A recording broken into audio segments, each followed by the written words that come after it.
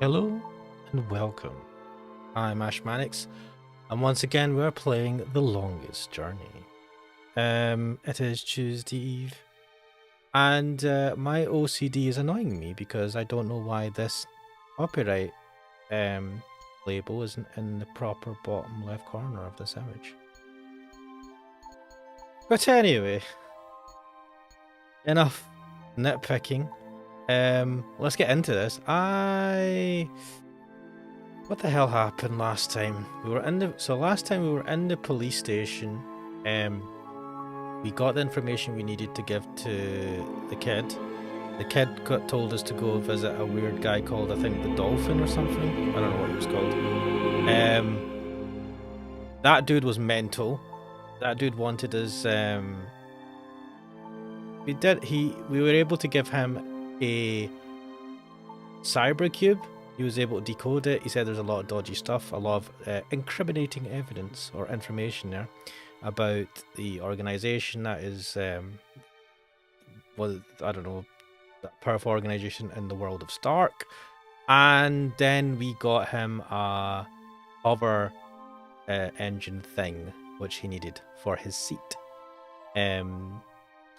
And now he is in the process of making us an ID card, because we have found that to find the powerful person who runs this organization, all-powerful organization that's trying to take over Stark and also take over the world of magic, which I always forget the name of. We have to go up to the higher levels of the city, and to do that we need a high-level pass, which he is going to mock up for us now. So anyway, let us continue our journey. Let's get back into it. Don't crash on me, please. Ah, yes. So he was working on that. We went to sleep, had a nightmare, ended up back in the magic world. Yes, that's right. We woke up, there was a pub, people were partying, we went into the pub. We were actually quite tired, but we talked to the woman that ran the pub, and she was like, "Oh, I can see things. I can foretell things, or see your future." And she's like, "Ah, you have an interesting future, blah, blah, blah." So we fell asleep in the pub. Woke up the next morning, helped the owner out, did some cleaning. She gave us some clothes, which are quite similar as we were before, to be fair, just a different color. And then we left. And then we walked to a new place in the town, the city, or whatever this place is, and we're here. So, let me switch to the full screen. I've got the guide with me, just in case, because I will get stuck. But, having said all of that, let us get back into this. Right, so, we have a door, let's see. It's a flower bed. There's plenty of room for more seeds to be planted in there. This is actually quite a nice green area. I don't know what this... It feels like... No, this is just a walled-off garden. Stairs towards it. I thought these walls were actually like seating. You know, like an amphitheater. Like, angled seating, but they're not. They're just flat walls. That's one mother of a plant. I wonder if it's a carnivore.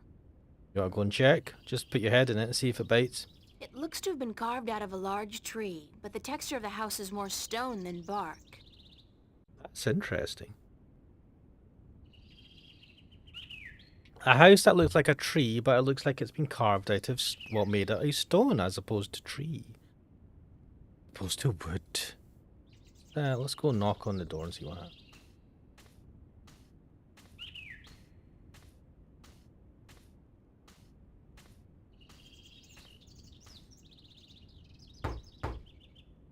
Enter, honored guest, and I would have been with you presently. What?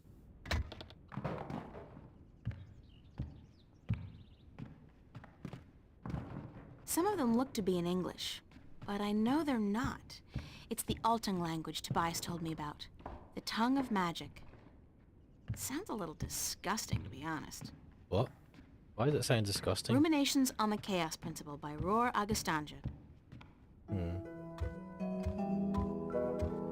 It's It's that dude who talked to us last night and said he'd already met us. What is up with this dude?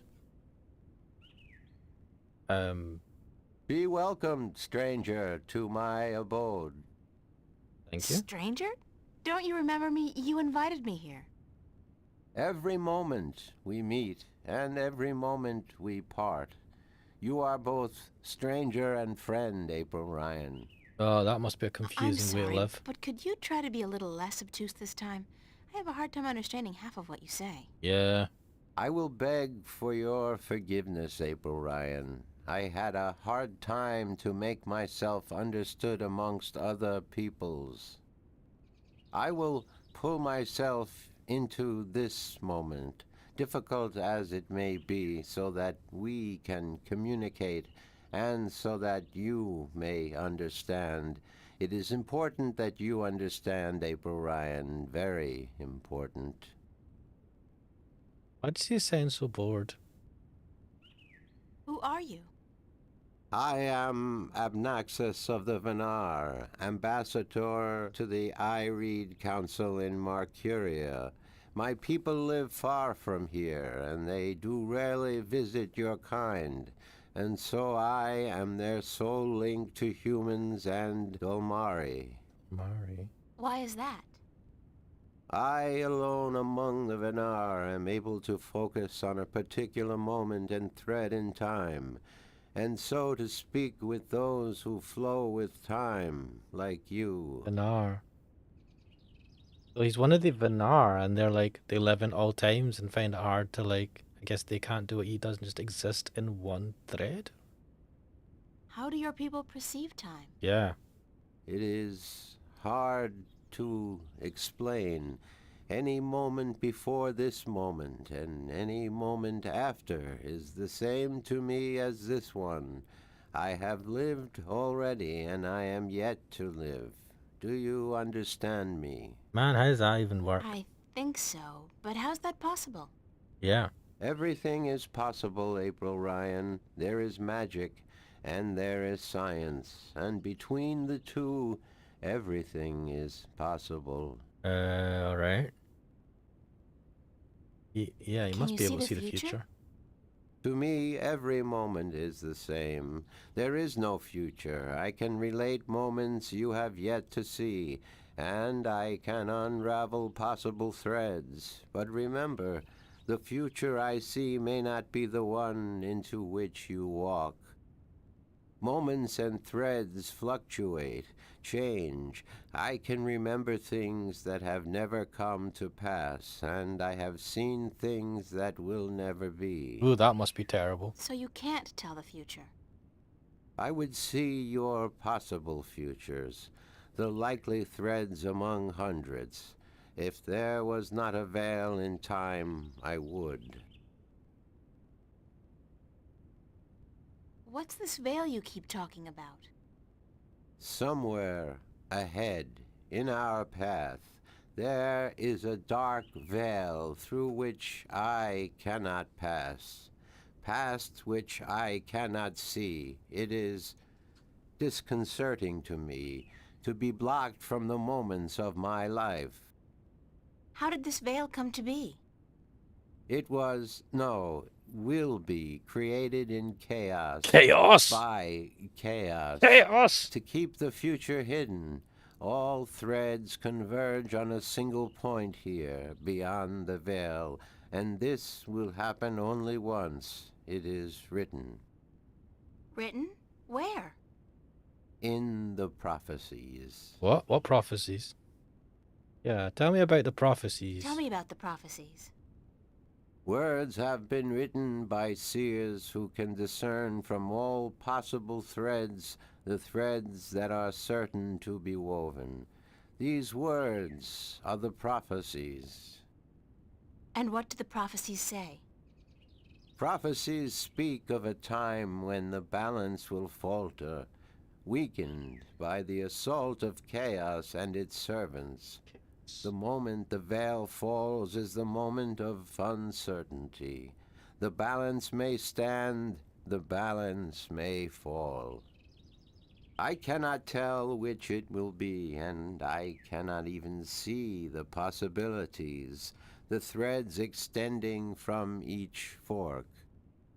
But the prophecies also speak of a savior, as the prophecies usually do, one who will bring order to chaos, only to release chaos on the innocent, Mm-hmm. one who will restore the balance, only to finally break it. What? That doesn't sound like a savior. Yeah, it sounds like an The oxymoron. word in my tongue is Kanangla. Kanangla. Literally translated, it means the small seed who grew to a tall tree. Hmm. That's interesting. He talks about someone that will save the balance but destroy it at the same time. What? And I don't know what the hell. Can I ask you a few questions? Yes, Is this gonna confuse me even more? Do you know Father Tobias? Tobias is a faithful servant of the balance, and he is a good man. He leads the sentinel down a narrow path, but he never wavers. We are friends. So, I can trust him? Trust is a concept which often puzzles me. Amongst my people there is never distrust. We always know the truth. Yeah. But amongst your people, amongst those who flow with time, trust is important, a fragile thing. Yeah, because we don't know everything. But yes, I do think Tobias is to be trusted fully. I cannot see beyond the veil, but up to that point there is no thread in which he betrays your trust, April Ryan. Interesting. Also, assuring.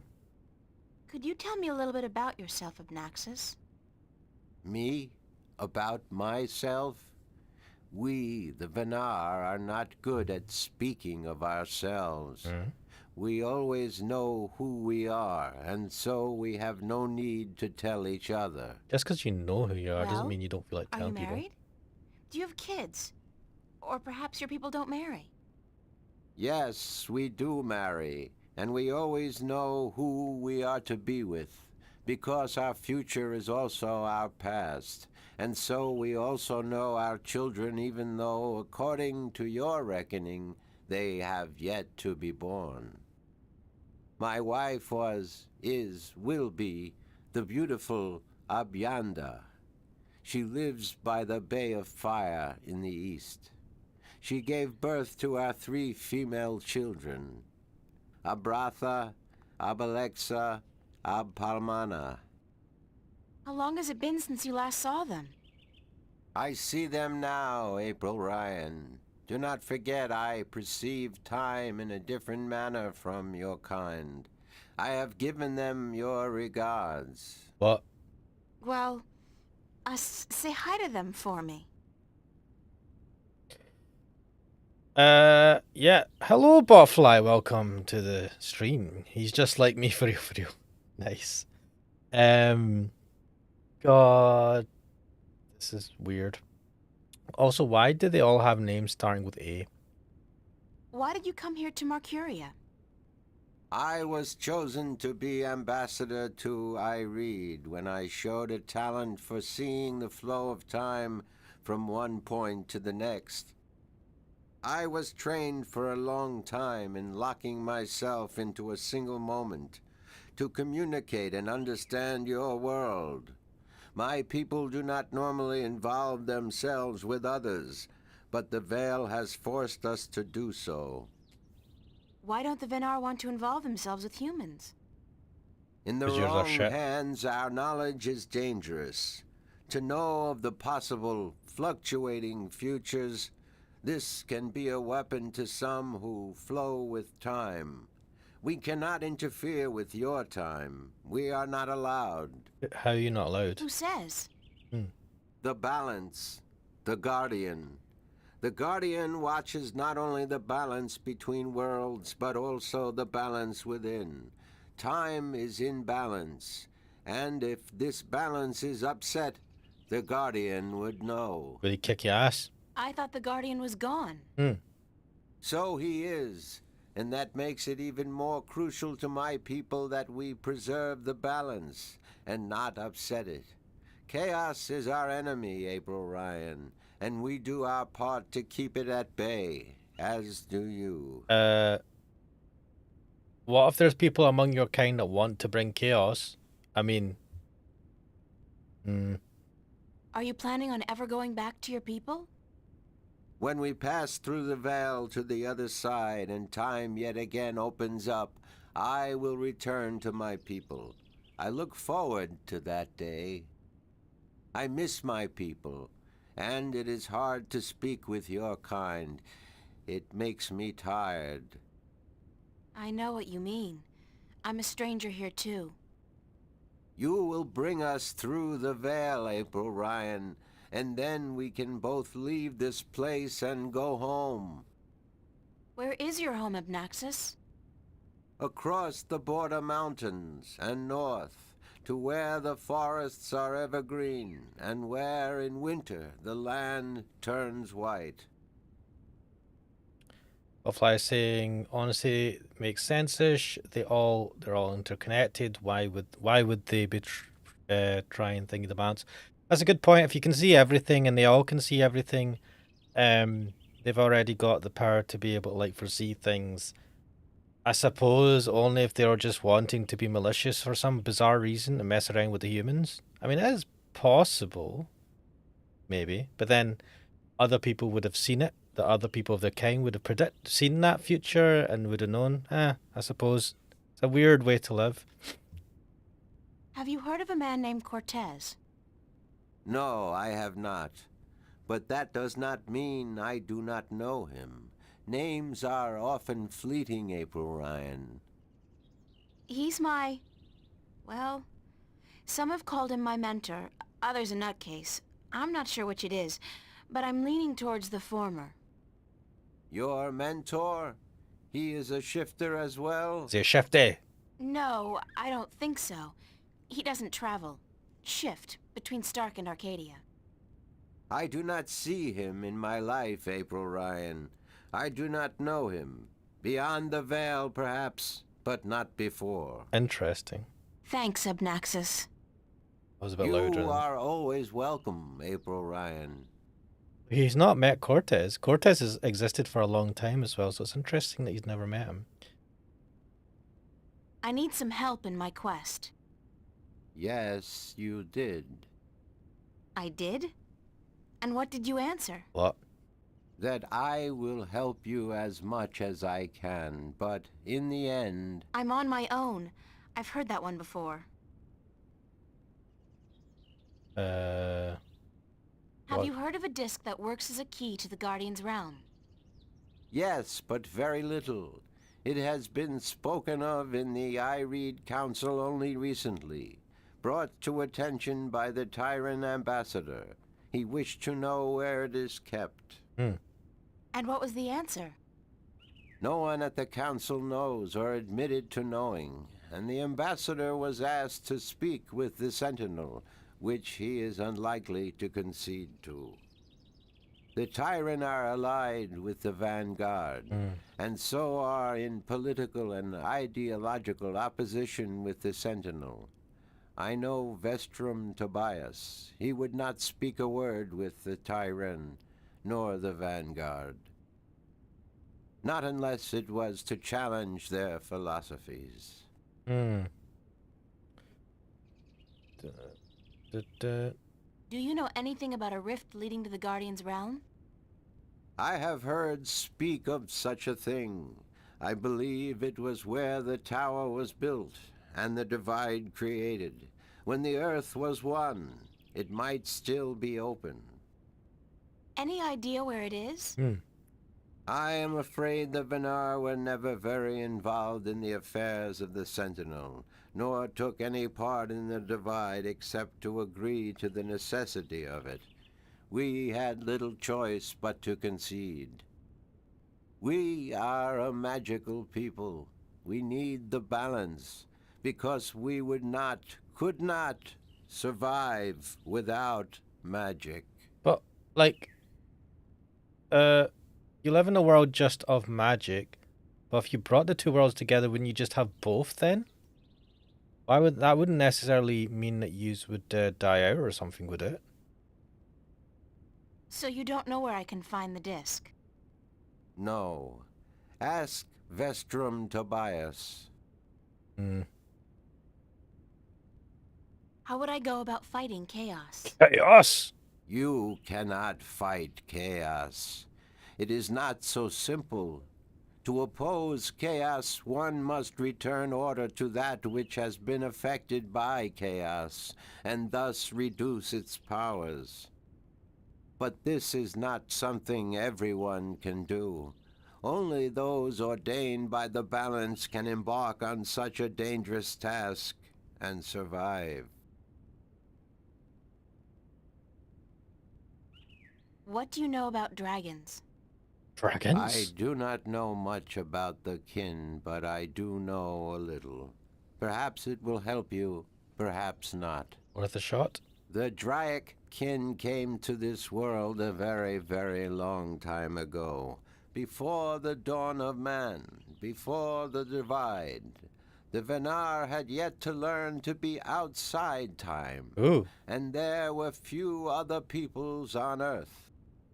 The kin played an important part in the divide, in separating magic from science, and in the founding of the Fathers, the Sentinel, to watch over the balance. It is said that after the divide of the 4 Draic kin that came to Earth, 2 went to Stark, and 2 to Arcadia. That's what it's called, Arcadia. But that was a long time ago, 12,000 of your years. I do not know what has become of them since. Botfly saying they could collapse while mixing. I suppose it's possible. You don't know where I may find these Draken? No, the white of the Draikin, the mother, has, according to legend, been sighted. The tale of the silver spear of Gorimon speaks of the mother and her child. Though I think this is but a tale, and far from the truth. The story is called The Silver Spear of Gorimon? Yes, unfortunately I do not have this book myself, and I do not know of anyone who does. Right, some of Gorimon. What about the other dragon, the other Draic kin? Of the Draic kin, I only know of the mother, the white of the kin, although I have heard tell of a god who fell from the sky into the ocean a great long time ago. But this may also be just a tale. Right, so that's indicated that I've activated some. What else do you know about this god who fell from the sky? Only what I have told you. Someone with greater knowledge of the ocean and the creatures that live beneath its surface may be able to tell you more. Right. Okay. That's about it for now. I am glad I could be of assistance, April Ryan. About my quest. Anything I can do to help, April Ryan. That's about it Nah. for now. I am... Thanks for your hospitality, Abnaxis. Goodbye. Blessings of the balance to you, April Ryan. And may your journey have been a long and fruitful one.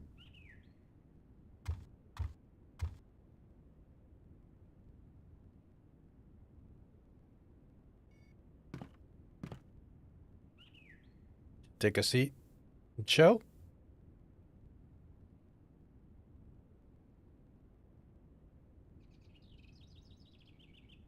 Okay, that was interesting. Can I look at the book The still? Death of a Venar by Gale.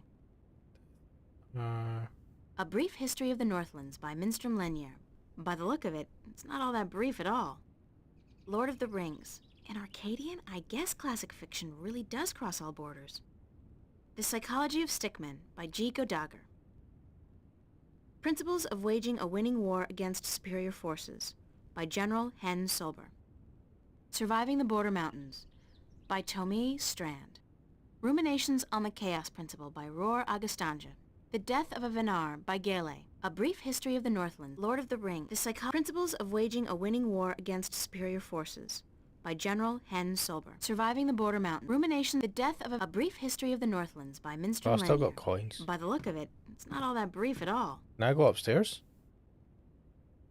No? I guess that would be kind of rude. Well, let's head out, I suppose. I think you can...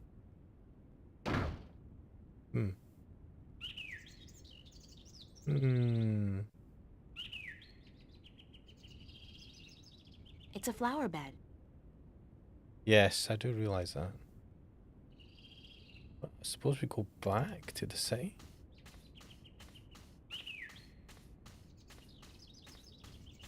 Maybe we need to go to the... talk to this dude, because we need to... What the fuck is this? Assorted cargo. No, this dude. Dude waltzing up. What the fuck? We're not going to talk about this? Okay. This guy. Hello. Oh, is that all he's got to say? Do you know anything about a god that fell from the sky into the sea? Of course. You find fallen gods most everywhere these days. They're an air and a hand. What? Really? No, of course not. There are no fallen gods in the sea. It wouldn't make much sense, would it? If the sea was full of gods just lying about the seabed. So you've never heard of such a thing happening? Now you got it. Bye. This guy sucks. Botfly says average Detroit citizen. Oh dear. This guy might know. The guy with the ponytail. Come on, April. Hello again, old man. It be you. Ah.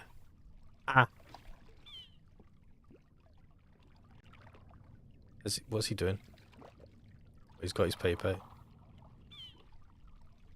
I'd love to hear some more maritime stories. Maybe he's got a story about a fallen god. Sure, sweetie, I be happy to. What story you be wanting to hear now?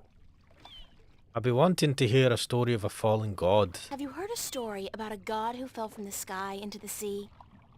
Aye, that I be having. Although that be a story of man-eating mermen who ravaged the sea of songs, swallowing sailors whole and spitting their bones out to dry. Ew. Are you sure you be up for hearing such a cruel tale? Yes? I've heard worse. Ye be a tough little lady, be you not? All right. Well, like I be telling yous, the Sea of Song surrounding the island kingdom of Gien be a treacherous sea where countless vessels have disappeared without a trace.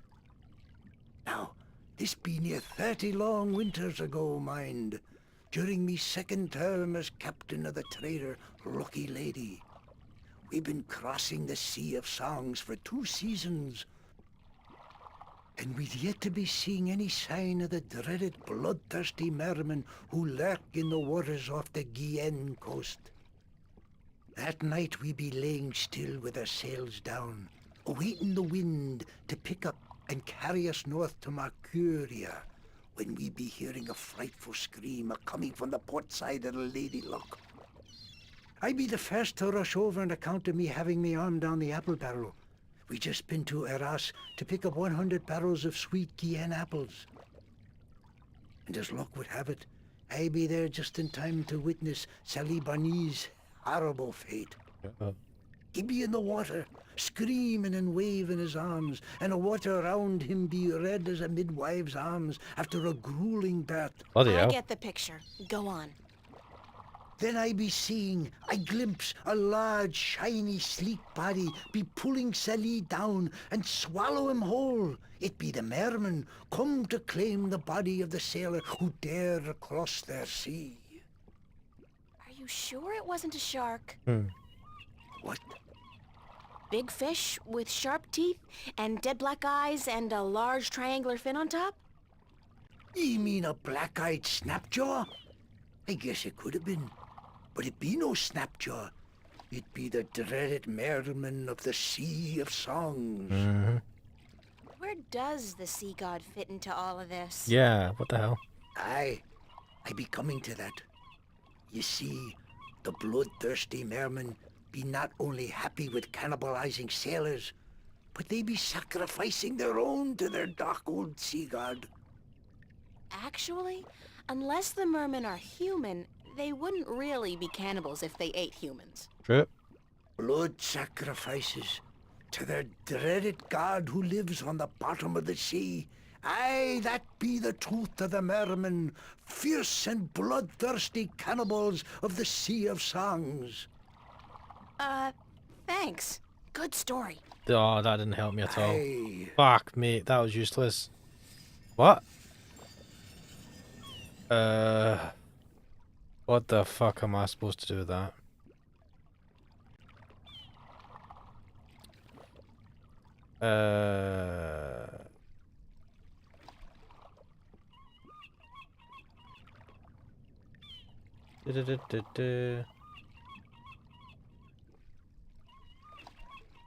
Right.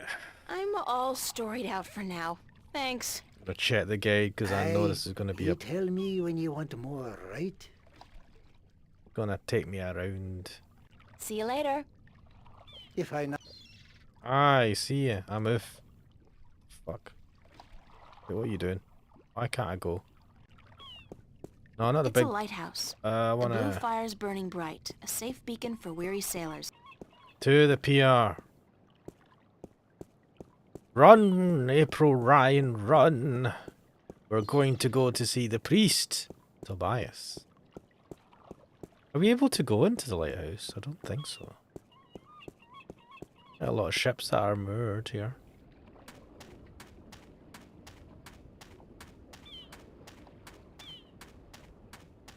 Right.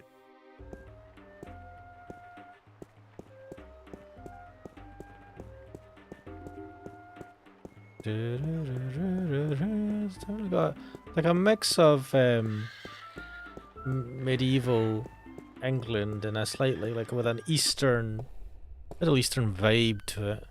Interesting. Let's talk to Tobias. No, run and walk awfully slowly. He's just chilling. Good morning, Tobias. What? Why, it's April, my friend from Stark. Have you come to visit us again? So it appears.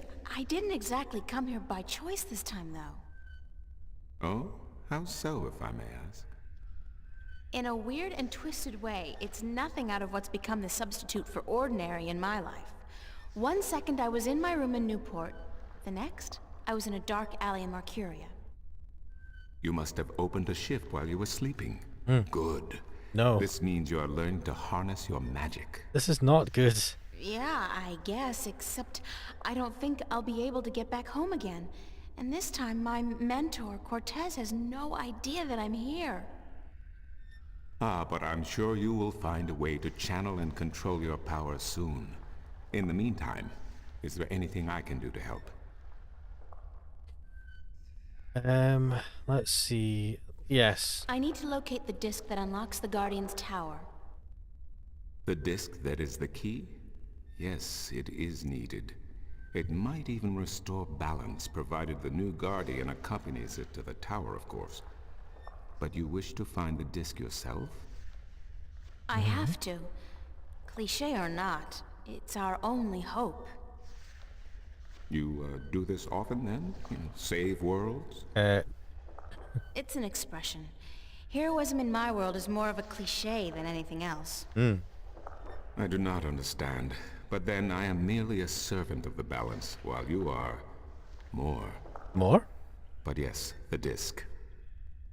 As I told you once before, when the Earth was divided, and the realm of the Guardian created, a disc was forged in the Well of Making.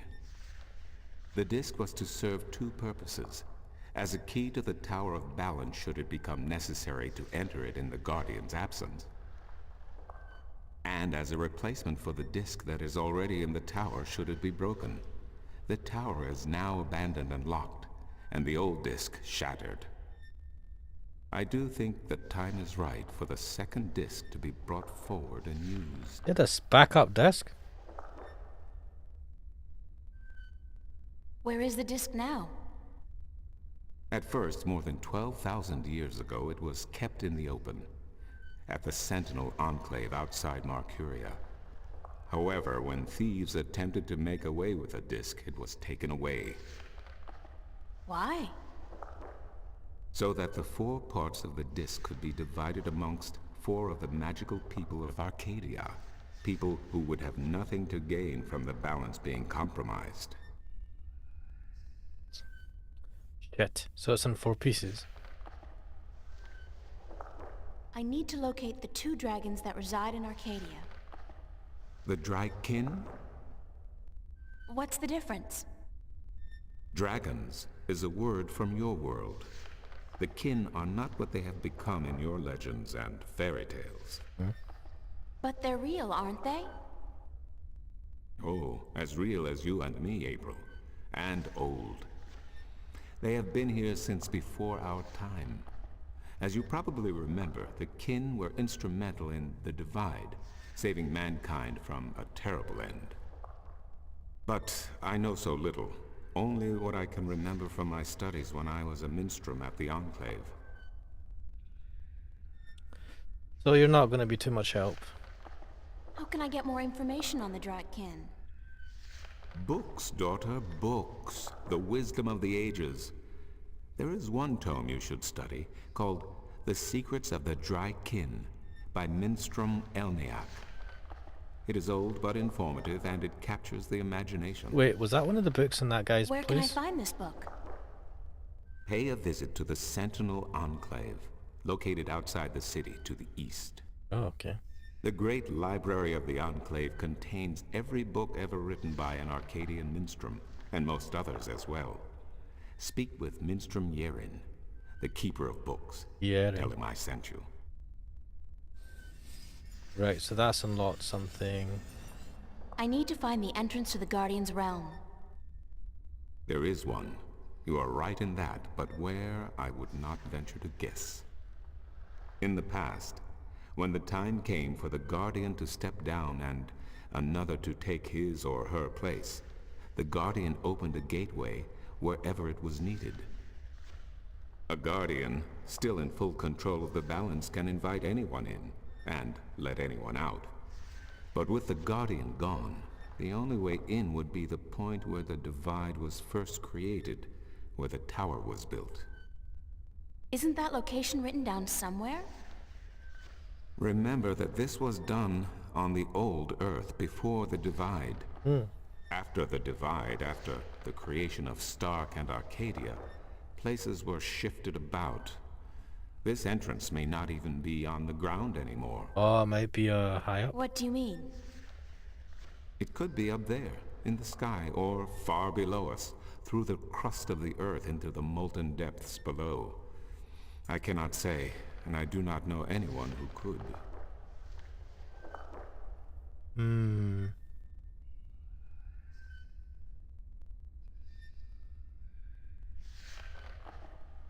What people were the disc divided amongst? This I cannot tell you. I am not sure anyone remembers now. But it would be in the scriptures, I am certain. That's something we have to get from the What Enclave. scriptures? The scriptures of the balance. There are 13 of them. 13 is a strong number, rich in tradition, and... Did you know the Ireed High Council consists of 13 ministers? No, of course you don't. 13 was also the number of the fathers who begat the Sentinel, and who built the Tower of Balance. Okay. Where can I find the scriptures of the balance? Again, you will find these texts at the Sentinel Enclave. Speak with Minstrom Yerin. Isn't there any way to locate the entrance to the Guardian's realm? Perhaps with careful investigation of the old texts, histories of Arcadia, of the Divide, the scriptures. I do not know, April, but it cannot hurt to look. Again, you will find these texts at the Sentinel Enclave. Speak with Minstrom Yeren. Right. Right. Thank you, Tobias. Good to know I could help you, April. This is Sim's back.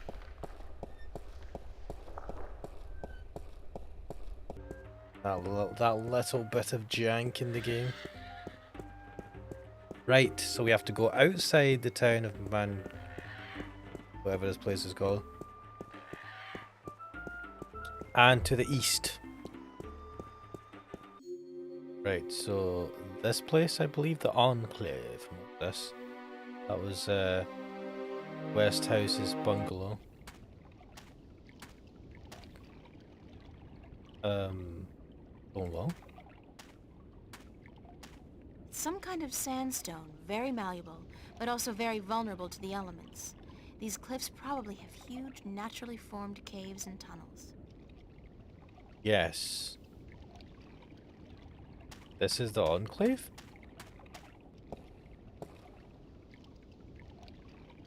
It's a circular hollow about 20 centimeters across and about 5 centimeters deep.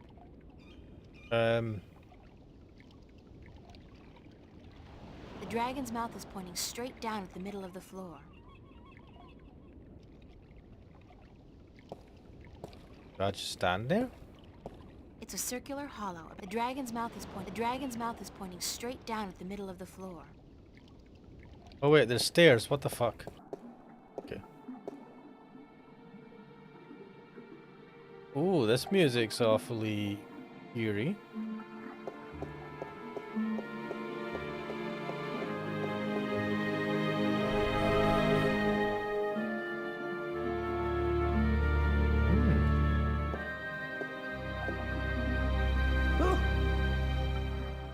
Oh, goodness me, I didn't hear you come in. By the way, you haven't seen Volume 6 of the Complete Annotated History of the Northlands, have you? I could have sworn it was here yesterday. Wait, didn't Thingy have it obnoxious? Sorry, no. Maybe not. I guess someone else must have taken it. I try to tell them to write down what they borrow on the list, but they never listen. Only last week I spent 3 hours searching the entire Enclave for the second scripture of the ballads, the scripture of song, before I realized that Vestrum Tobias was studying it back in the city. Wow. Now, such incidents could be avoided if only, and this applies to you too, young lady, people would sign out the books they borrow when they borrow them and sign them back in when they're done. Such a simple procedure. It shouldn't take more than a few seconds to jot down your name and the name of the book you borrow. It makes my job so much easier.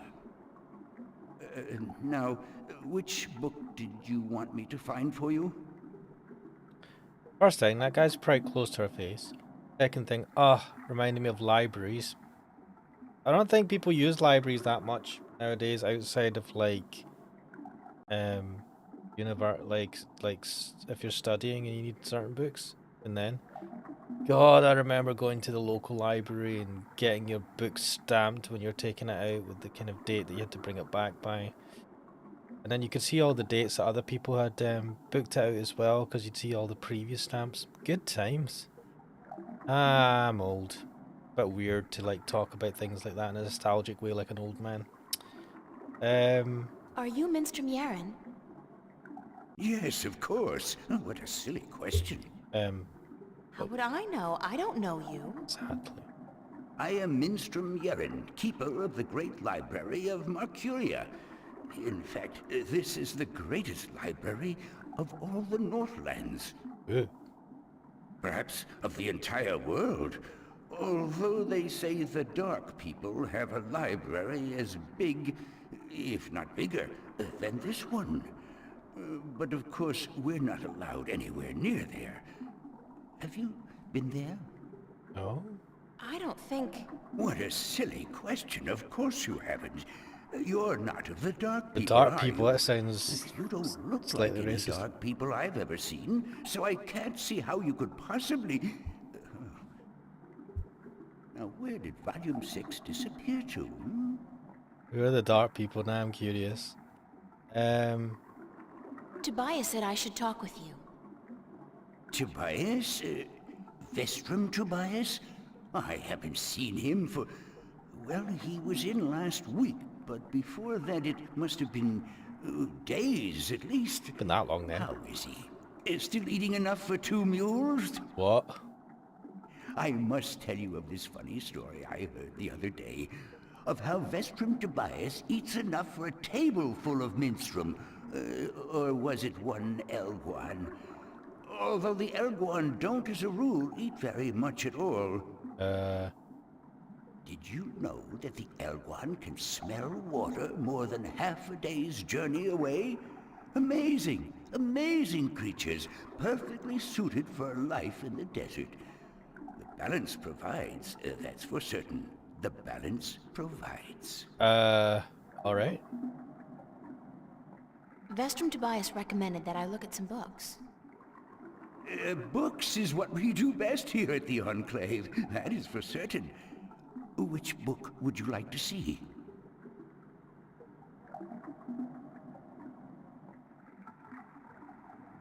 I'm looking for a story called The Silver Spear of Gorimon. Yes, a fanciful tale if I ever saw one, but a charming one. Did you know that I'm often paid visit by adventurers wishing to read everything available on the spear so that they too could set out on their foolish quests? Yeah, don't you just hate those adventurers? Well, they pay for my bread, milk, and butter with their contributions to the coffers, so I shouldn't be too critical of them. Bread, milk, and butter. But they care not about the books. They care Only only the good about stuff. what the books can give them. I care. About the books, really. I can tell. So, the Silver Spear of Gorimon, If then? you don't have this book, I'll be so annoyed. Is the library just this one floor of shelves? Because I wouldn't be that impressed. Talking about it being possibly one of the largest libraries on the planet. In the world. That is a big book. Wait, what are you doing? Oh, you stand. I did find something of interest. I'll leave it here for you to read. Something of interest? No, we asked you for a specific book.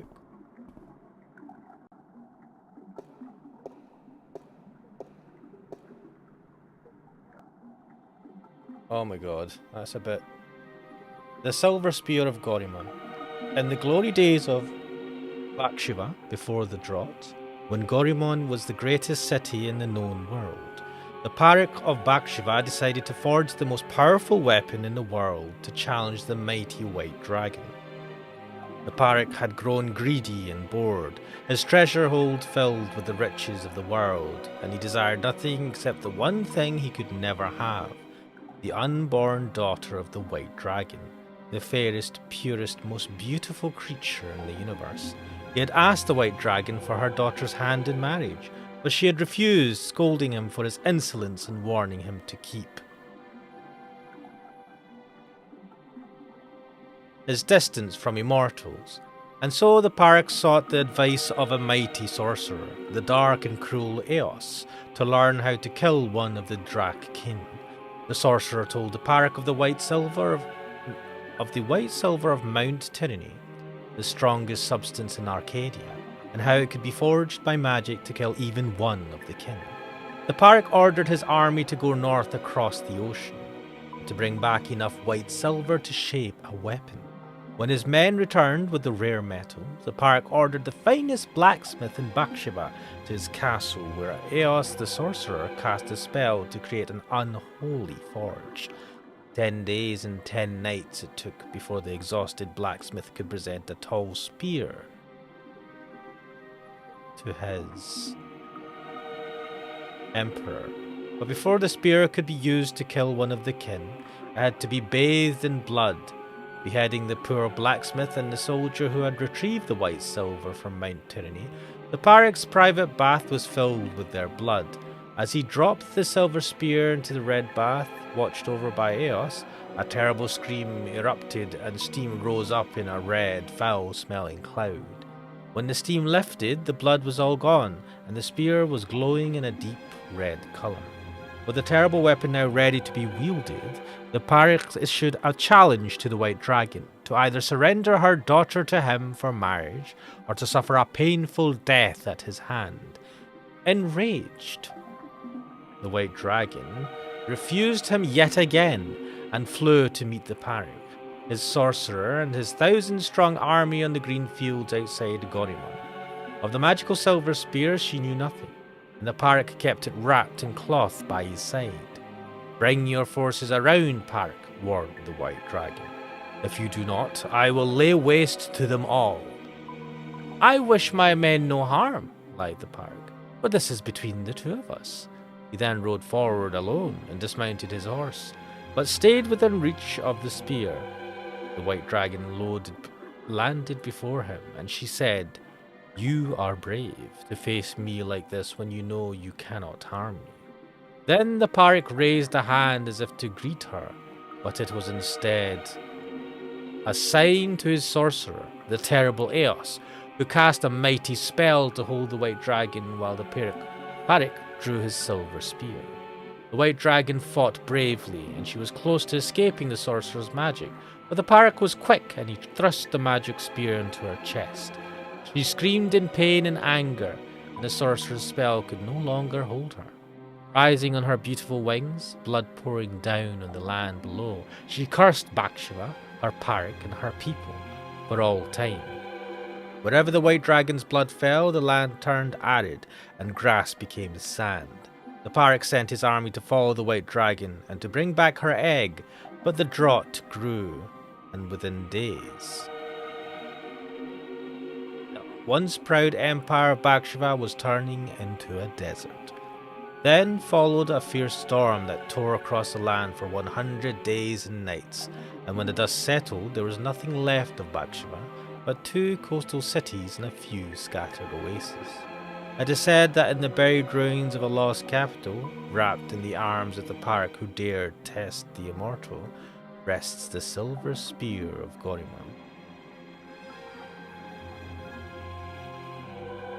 Are you done? Let me take that back for you. Interesting. That was not very nice to her. The Parek guy sounded like an asshole. Wait, where is he putting the book? That was not where you picked the book up from. But anyway, let's talk to him once again. Because we need to read the scripts. The scripts of the balance. Oh, goodness, it's you again. Oh, you gave me such a fright. She watched slowly right behind you. What the hell? Could I see some more books? Oh, certainly. What a silly question. Let's see. I've read that.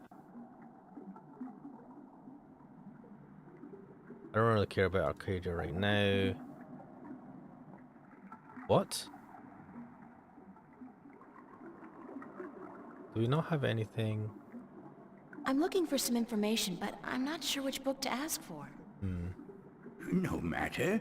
I know a great deal about most of the books in here. What topic intrigues you? The script of the balance? Yes. I need to find out which 4 magical people of Arcadia were given a piece of the stone disc that serves as the key to the Guardian's realm. The stone disc of the balance, yes? Yes. Yes. There could possibly be something on that in... let me check. Just one moment. Take your time, my good man. I will just wait here patiently.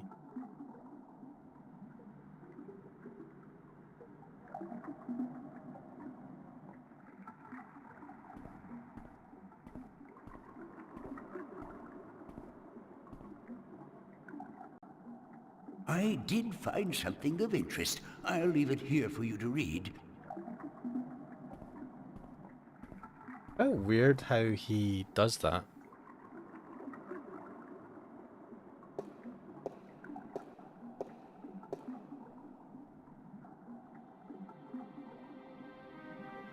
Let's see. Chapter 16 in the 8th scripture, the scripture of breaking. Regarding the disc of the balance and the events that came about when the disc was broken. The scriptures tell us that the disc was kept at the enclave for many thousands of years, safely guarded from any threat by the respect held by every man and woman for the authority of the fathers. But with dissent came disobedience, and disobedience brought immorality, and immorality begat theft. Tyrant soldiers, aided by sentinel traitors, attempted to make away with the disc, but were thwarted by the weight of the kin herself intervening, although forbidden to do so on behalf of the fathers. The disc was brought safely back to the enclave, but the threat would linger in the minds of the minstrel and the vestron. So it became that the disc was melted in the forge of the dragon's mouth, shaped into the element of 4 magical people. What? Shaped into the elements of 4 magical people, and given to these respective people for safe keeping until such a time when it was decreed that the disc should once more be whole. Forged? Shaped into the elements of 4 magical people? What does that even mean? 1 stone to the gentle soul that sing in the dark and shape the earth between. The earth between their toes. 1 stone to the watchers of the woods, the ones who are outside. 1 stone to the 2 that make 1 of air and 1 of sea. And 1 stone to the keepers of the dark flame, the eternally dark, the mariners. When the time comes for the disc to be whole again, 1 person will make a journey to the 4 who hold the pieces, and the pieces will be given willingly, because there will be no doubt to the righteousness of this person. Interesting. Are you done? Let me take that back for you. Is that us? Are we righteous? Righteous.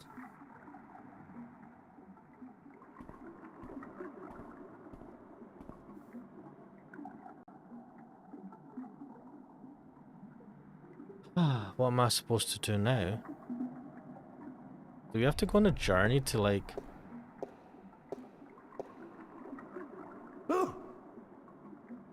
Oh, goodness, it's you again. Oh, you gave me such a fright. Wait a minute, right, I'm going to check the guide for this.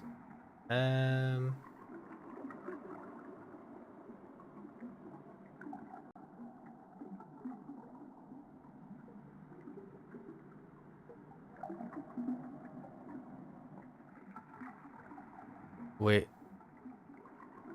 So... I'll see you later. I think I might have a new... Yes, good. Right. From that, I might have a new destination to go to.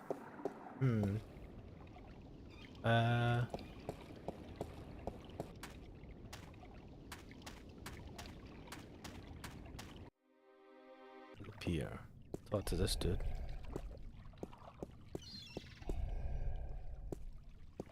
Hello.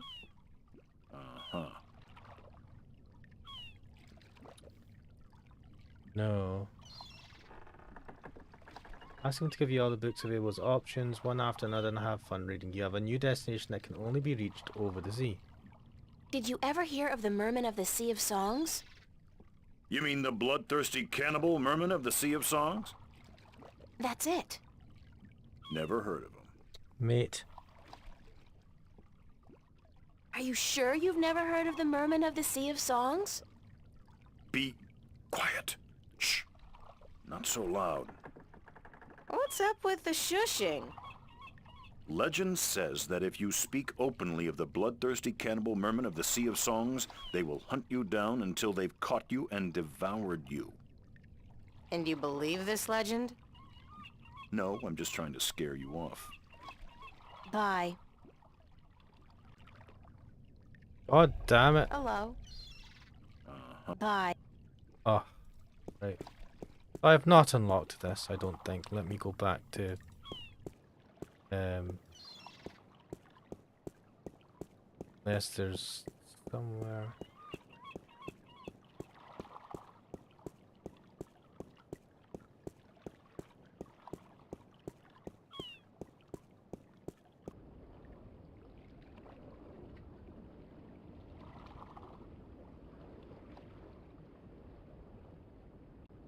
How did I get the map? That's the docks, that's no. Do I have to go into the city gates?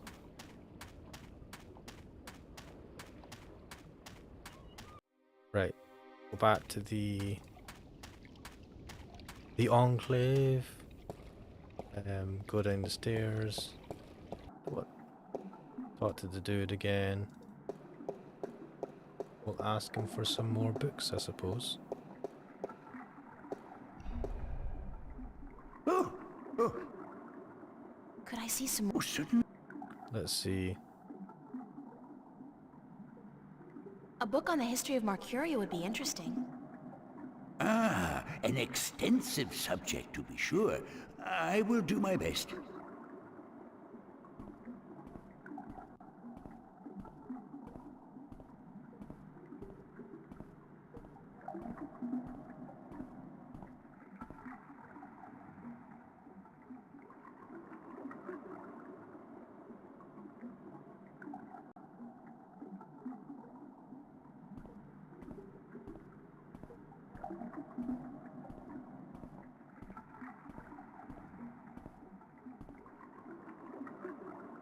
I did find something of interest. I'll leave it here for you to read.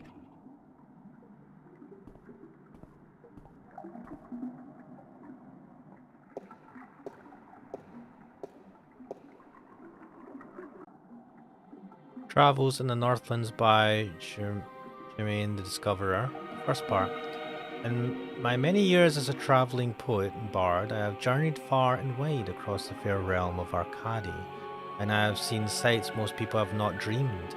I have stood on the magnificent, terrible southern capes in the midst of winter, when the storms are at their fiercest, while waves as tall as the towers of Altaban washed over my frozen body.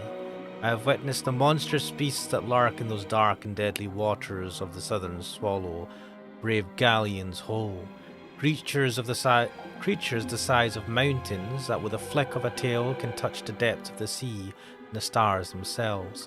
I have crossed the great ocean from north to south and from east to west, and in the course been stranded in desert islands with no sustenance but what I could gather from the sparse vegetation, for months at a time. I have ridden the giant Elguan across Changagriel, the wasteland from Altaban to Monterba, and further south where the Teru, the oases, are few and far between. And I have seen the shifting dunes above the ruins of Gorimon, precious jewel of the Bakshaban Empire, concealed for centuries by the coarse and treacherous sand. And I have journeyed far west, carried on goodwill and destiny by shadow ships, to the strange and unknown cliffs of a world unseen by most, a world of an unfamiliar tongue and customs, a world of great wonder and mysticism. I have seen all this and more, but the fairest sights still I have seen in the lands of the north, from Iread to the border mountains, from Tyrone to the Bay of Fire. No sight can ever compare to dawn at Mount Tyranny, looking out to the plains of Nedra where wild stallions run free in the thousands, and to look on the city of Coruscant, the pearl of fire, while the boiling sun sets in the ocean beyond, the slow waves reflecting dark yellow and red as they lap slowly upon the sandy shores, is an experience truly treasured and ne'er forgotten. These lands are blessed by the Creator, shaped by men yet wild and free and fertile, home to the greatest cities, the most precious sights, and the most cultured and civilized people in Arcady. Of all the fires I have rested my weary legs by, of all the taverns where I have learned the legends of tale spinners and memorized the songs of bards, of all the lands where I have wandered from city to village, it is to the Northlands I return time and time again to learn evermore. Join me now, for I will evoke in you the very emotions I first experienced when visiting the sights and treasures of the northern lands. Join me, and I will surely bring you there, the exotic mist of this blessed land, and you will pine for its rugged coast and green woods and its hardy people, and like me you will ne'er rest until you can return to yonder shores. Marcuria, O Marcuria, thou unkempt diamond, of capitals thou art by truth the fairest. Thy counsel many seek, for knowledge kept within his centuries sought and gathered, by men wiser than the ages brought hither by word of mouth.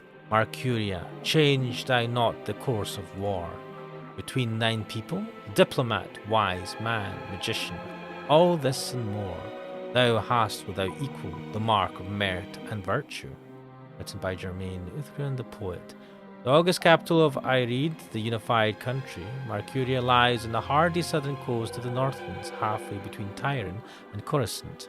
It is a port of call for merchants, traders, adventurers, and pilgrims from all 4 continents, a place of commerce and diplomacy for millions of humans and other species. Ireid is a strong and proud land, perched between the plains of Nedra to the north, the land of the Tyrant to the west, the Great Sea to the south, and the forests of the Northlands to the east, and inhabited by humans, Dolmari, Tyrant, Mole people, and Veneer. Ireid was formed after Mercuria emerged as a major centre for diplomacy and trade, and became the banner under which the surrounding lands united as one. Ireid is a democracy currently led by the Chief Council of the Ireid Flag, Lord Yigvan Dellen. The High Council, composed of the ministers who govern by representation, resides in the Marcurian Hall of Assembly, flanked by the palace and the barracks. The Ireides are traditionalists, and their form of government has barely changed over the last few millennia. In High Tongue, Ireid means unification or assembly. Marcuria is one of the largest cities of Arcadia, the capital of Ireid, and a centre for trade, diplomacy, and cultural diversity. Populated by a large variety of races, from human to Veneer, Marcuria has grown from its origins as the birthplace of humanity to a city of all Arcadians and the hub of the civilized world. Founded 20,000 years ago at the shore of the then unconquerable ocean, it is the first known permanent settlement of the emerging human race. Initially left to its own devices by more developed races, Marcuria grew large and fat and wealthy. With newfound confidence, it passed through a period of expansion which gained it a reputation as a merciless aggressor, which soon brought violent attention from the Tyrant in the west and the Dolmari in the north. After years of war, Marcuria was decimated and subsequently rebuilt with sufficient reinforcements to weather attacks from both sea and land. Peaceful times followed, whereupon Marcuria settled into the role it has in today's Arcadia. Although all surrounding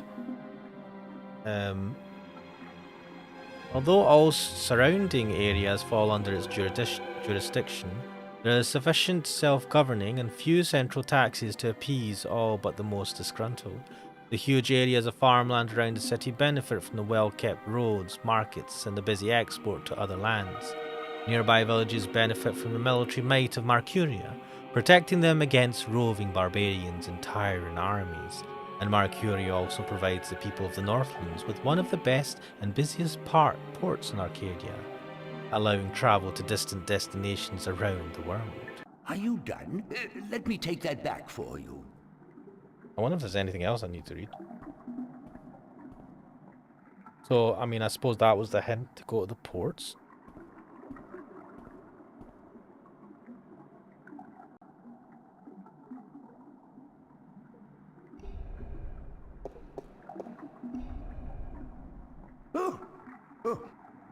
Could I see some more books?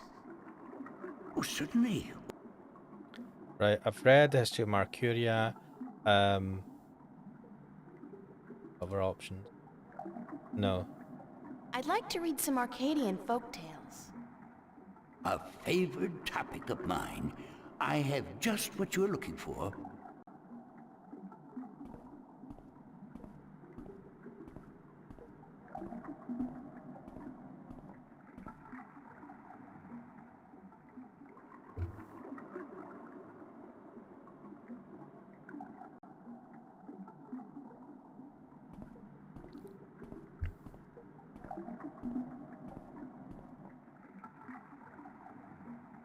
I did find something of interest. I'll leave it here for you to read. Alright.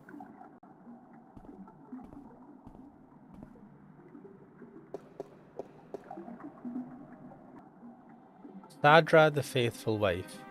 Sadra was married to a brute of a man named Kari. He was a bully who drank, cursed, gambled, and beat up his wife when he'd lost coins at the cups table. Still, Sadra treated Kari with respect and care. She fed him when he was hungry, she made his bed and washed his back, and she laid down with him when he told her to. She never complained of her hardships to anyone, even though some days she woke up with bruises all over her body. Despite her husband's treatment, Sadra was a beautiful woman, with lovely dark hair and green eyes, and men would admire her when she went to the market for food, or the town well for water.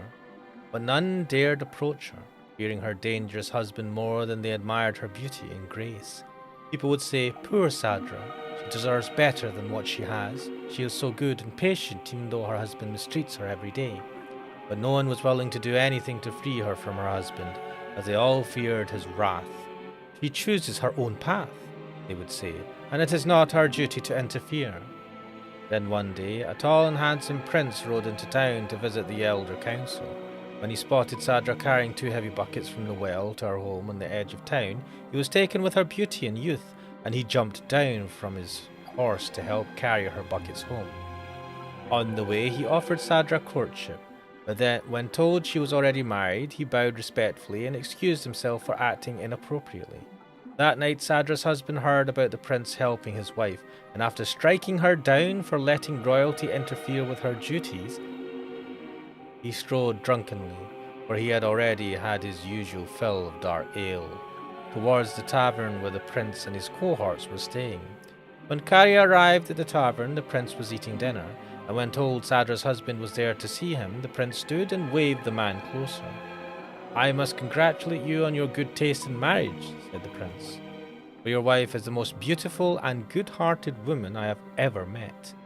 Then he offered Kari a seat and a tall mug of ale, but the angry husband did not appreciate the prince's advances, and he drew a sword and lunged at the prince before his guards could react. The prince was quick, and was lucky to avoid certain death. Before Kari could make a second strike, the prince had recovered his sword from where it stood by the wall and stood ready to fight the brute. "Let him be," he called the prince when his guards drew arms and ran to protect their lead. "This is between him and me." Smiling briefly, he nodded his head to Kari and stood to attention. Obviously his skill with the sword was formidable. Kari, a coward at heart, knew that if he fought fairly he would surely die, and he sheathed his sword but loosened the knife he had tucked up his long sleeve. "My pardon, Prince," said Kari. "My love for my wife is such that I am blinded by jealousy. I offer you friendship and apology." He extended an open hand to the prince and smiled a broad lizard smile. The prince, unaware of Kari's mistreatment of his faithful wife, smiled back, put down his sword, and extended his own hand. "Your apology is accepted, sir." Then suddenly, Kari's knife was in his hand and moving in a blur toward the prince's exposed throat. Had it not been for the quick eye of a nearby guard, who, with the broadside of his sword, struck Kari on the side of his head, the prince would have been dead. The knife carved a deep scar on the prince's shoulder, but did no serious harm. Kari was taken away to the town prison to be judged when the sun rose. His crime was surely punishable by death, especially if Sadra would testify to his cruelty in front of the judge. Free of Kari's tyranny, the townspeople now spoke of Sadra's suffering by her husband's hand. But Sadra would not herself, even now, speak against her husband, and instead of being sentenced to death, Kari was sent away to work the king's mines for 25 years. Taken with her faithfulness, the prince, and when the old king died, the prince became regent, and Sadra his queen. She was as good a queen as the land had ever seen, and she was loved dearly until the day she died. And her funeral was the grandest and most tearful in memory. Oh, the children of the lake. There was a village by a lake where no couple had borne a child for 20 years. The villagers were desperate, for without children their village would wither and die, and they turned to their god for help. The next morning, 50 young children rose out of the misty lake and wandered onto the shores, much to the joy of the childless woman. "We are yours," said one of the children. "As long as you remember one thing, you are never to fish from this lake again. Instead, you must learn to hunt in the forest and live off the land." The villagers agreed, though they worried they might go hungry since they were used to catching and eating fish from the lake. But it didn't take long before they had taught themselves to hunt and grow wheat and potatoes in the fields. 18 years passed, and then one day an old man grew tired of rabbits and deer and potatoes and bread, and he longed to catch a big fish out and cook it over a sizzling fire. He took his boat out to where the villagers would not see him, and he sank his line. Almost immediately he caught a large trout, but as he was rowing back to shore, he saw the children of the lake wander from their homes back into the dark water from whence they came.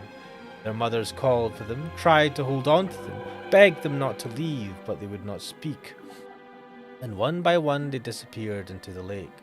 The old fisherman then saw, as the children sank into the murky waters, how they turned into large fish and sped off into the deep. He was shameful then, and dropped his catch back into the water, but it was too late, and the village would forever more remain childless. That's... Are you done? Let me take that back for you. Those were interesting stories.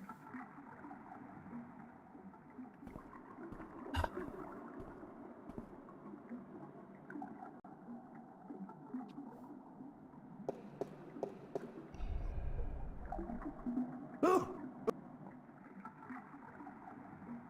Could I see some... certainly. What do we have left? We have read the history book on Marcuria, the Silver Spear of Gorimon. We've read Arcadian folklore. Just check one more time. I'm looking for... No matter. Right, okay. Have you read about the merman who lived beneath the sea? We've not. I need to read the scripture again. I've read that. I'd like to learn more about dragons, about the Draken. Let's learn. I'd like to learn more about dragons, about the Dragakin. Oh, yes, yes. We have some wonderful books on that topic. Stay here. I'm guessing we just have to like keep on going through all these books. I mean, that kind of sucks.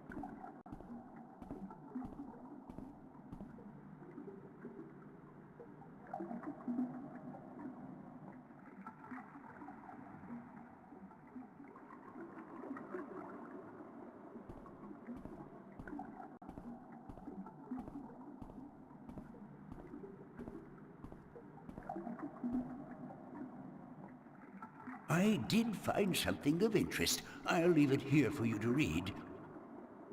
Thank you, my good man. I look like a serving maid.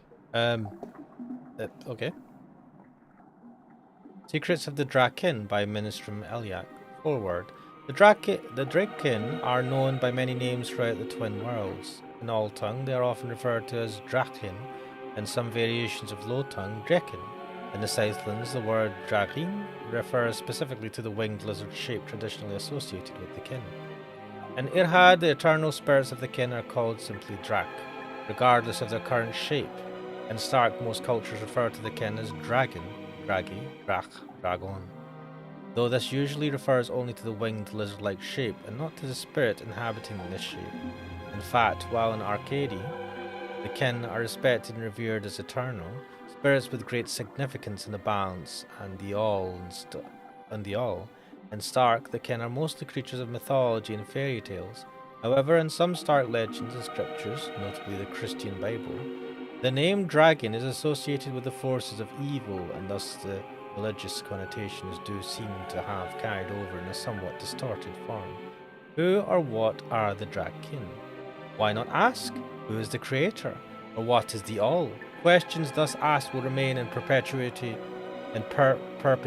unanswered, for they are in truth unanswerable. To condense all knowledge of the creator into one answer is futile, as is any attempt to define the all without describing every single element that makes up the all. So, also with the Draken, we cannot answer who is the kin or what is the kin. but we can provide some answers to the simpler questions. Questions that deal with what we see and hear and feel, and what we have been told by the kin themselves. Answers that, together, may give us, if only the faintest hint of the whole truth, and at least some indication of who or what the Draken are. Born of the emptiness between the stars, reads the 11th scripture of the balance, scripture of time, shaped in unison with all, part of the all, yet outside the all. Drechin. Note the ancient high-tongue variation of Draken. Why so many variations in interpretation of the Draken from culture to culture? The kin have always been shrouded in mystery. From mystery rises legend and myth. The kin seem content to be seen as nothing but tall tales and figments of a bard's fertile imagination. Are you done? Let me take that back for you. This is a lot of reading. Do I have to read all these? I mean, it's interesting stuff, don't get me wrong, but it just seems a bit much, right?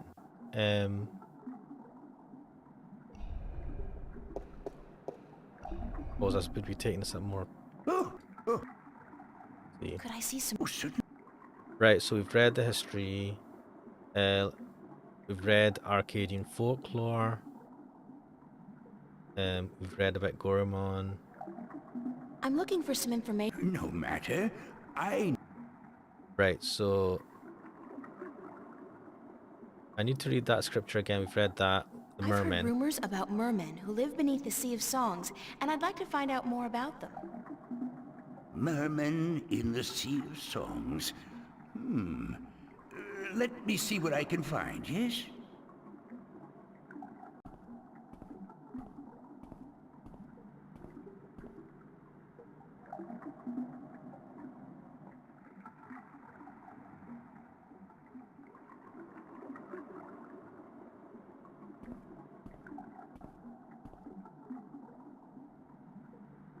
I did find something of interest. I'll leave it here for you to read.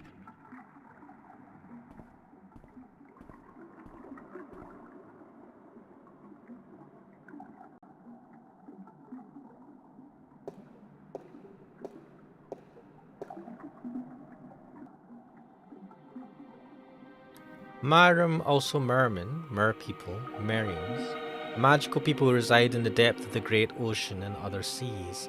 Little contact has been made with the Merum, who are believed to have been quite numerous in the past, but are now dwindling in numbers. Confirmed location of Merum cities is between the Bristol Atoll and Gain, entering on the Sea of Songs. Legends of mermen, mer people, Merians, are rampant among sailors. These sailors portray the Merum in a grotesque and violent light, betraying the truth of a largely peaceful people. Although not much is known about the Merum, their religion apparently centers around the belief of a benevolent god who lives in the immense depths of the great ocean, and who brought the Merum to Earth from a place distant and wonderful. Oh.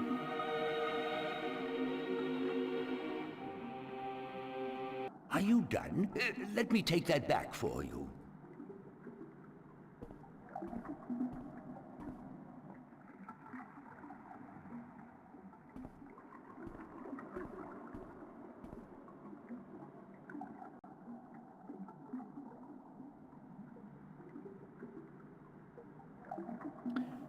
Can I go downstairs? Oh, I can. Oh, maybe I should have done this before. What? Cool.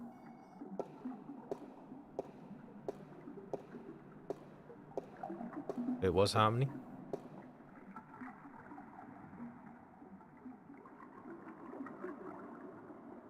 The water's pretty cold. I would imagine so. It's a pool of seawater. You'd think that it'd be a bad idea to have a pool inside a library on account of the moisture, but I guess magic makes everything possible. Wait, what the hell is that? Wheel. What else is there?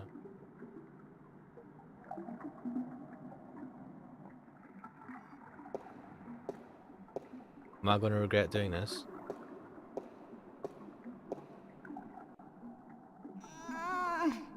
It's stuck.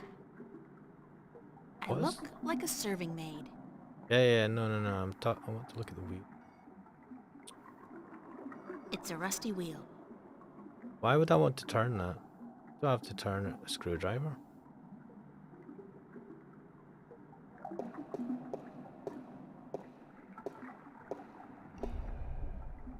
Oh, oh, You always get afraid. Could I see some... oh, sir. I've read everything. Actually, I don't feel like reading right now. Don't feel like... very well, though it is the strangest thing I've heard in a while. How can you not feel like reading?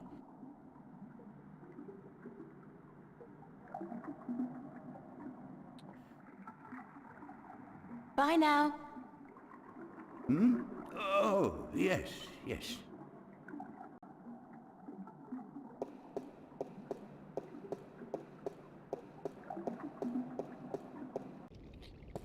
Ah, thank God I've got a guide, because ugh. I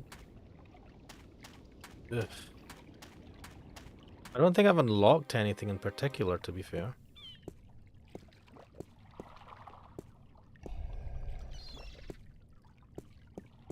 See if I talk to this guy again. Hello again, old man. Eh?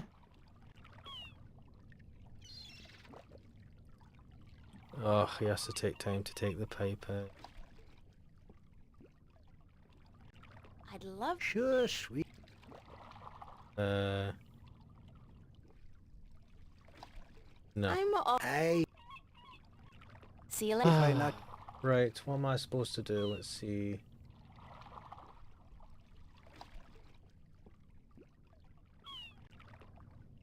Wait, I'm supposed... Apparently Bias was supposed to tell me to go and see Brian Westhouse, which, that never happened. Maybe I missed something. Let's go see Tobias. Okay, where we on?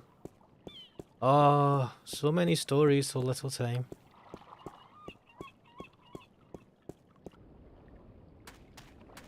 Let us head to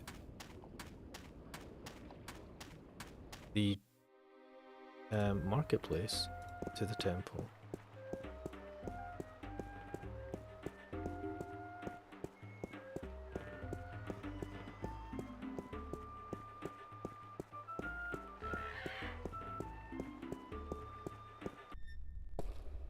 Right, now he's standing here.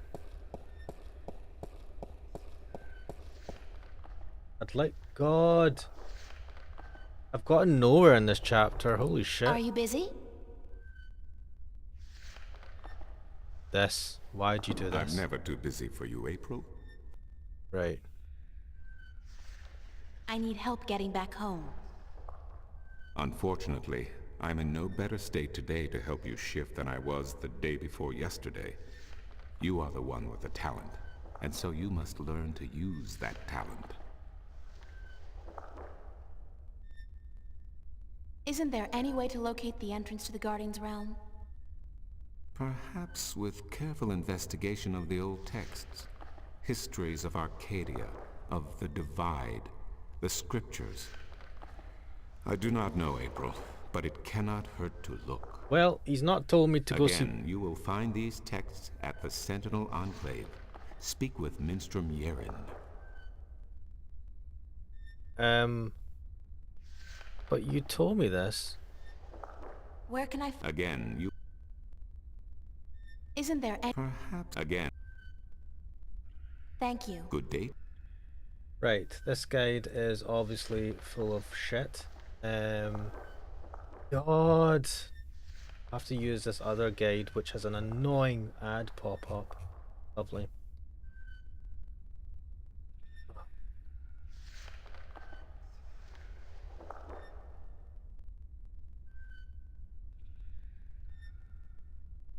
Wait. I'm gonna try it. Apparently this is a little extra.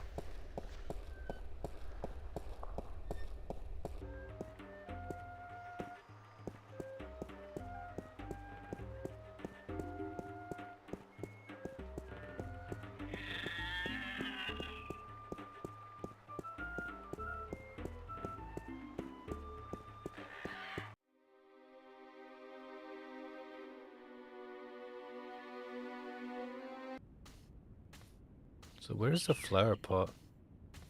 Flower bed. Apparently, now this is weird.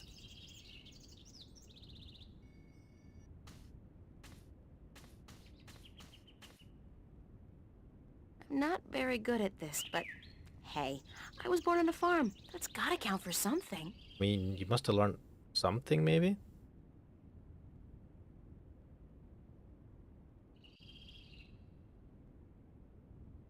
Now, grow. Grow, grow, grow, please. Oh, shit. Whoa, I must be a natural-born gardener. Strangest thing, I thought I heard a voice say something about a book of secrets. That the book of secrets is now open. Something like that. Apparently this is a little extra. I don't know what the hell the Book of Secrets are. What the fuck? Load game comes the Book of Secrets. Oh.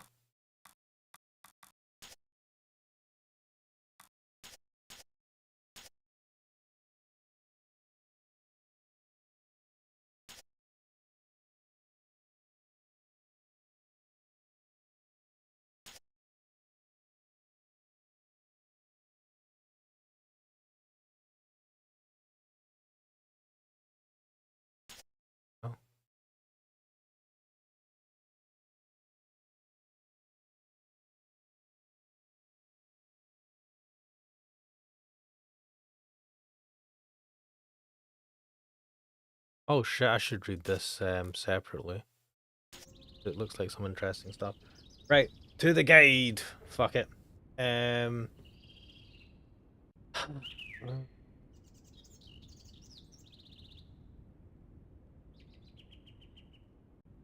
What's it saying?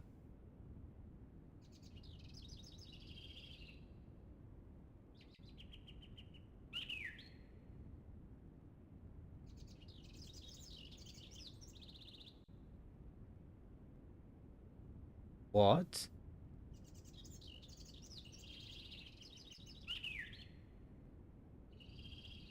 Right, so Tobias doesn't fucking tell me to talk to Brian Westhouse.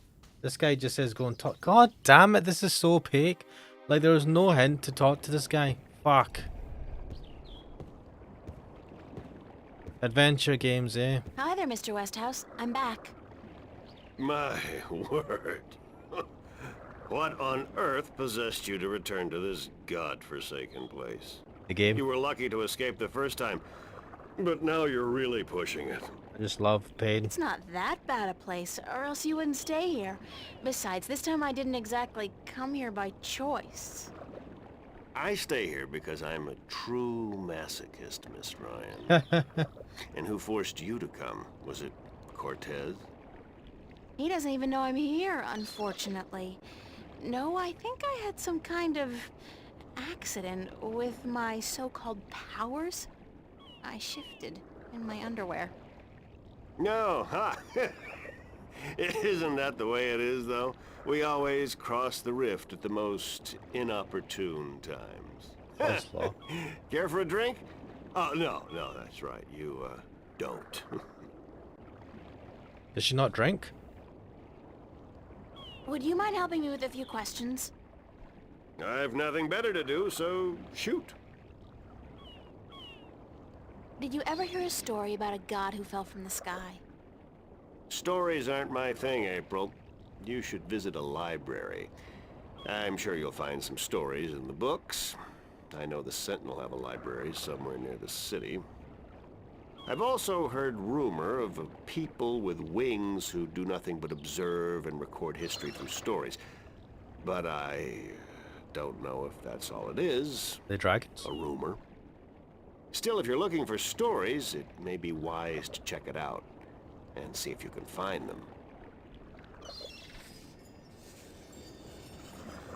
Oh, that's unlocked something now. What the fuck? Do you know anything about dragons? I try to stay out of the affairs of the kin these days. What precisely do you wish to know about the damn beasts? There are 2 dragons in Arcadia, and I'm trying to locate them. Yeah, I've heard that tale myself. But no, I don't know anything about it. You'd be better off speaking with the Sentinel Minstrom. After all, religion is their specialty, not mine.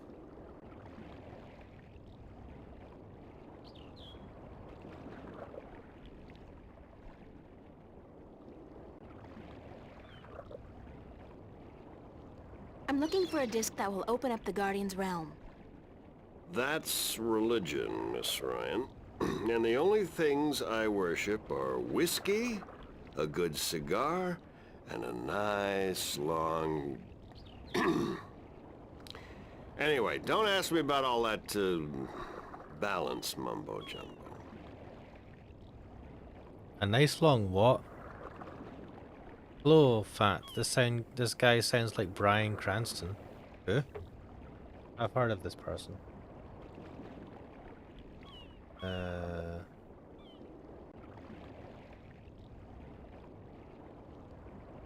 I don't think it's... No, I don't think it's him. I mean, it could be. Would you be able to tell me where I could look for the entrance to the Guardian's realm? Wait, did I ask him that before? In Tobias's pants. If he had his wish, I'm sure. What? No, I'm sorry. I don't know anything about the Guardians. Balance, Sentinel, or gardening. Now, if you're interested in bullfighting, I could talk all night. Right, well... I can't think of any more questions for now. Then, let's talk about other things, shall we? Thanks, Mr. Westhouse. Anytime, April. Come back if you're homesick and you feel like talking to a fellow alien.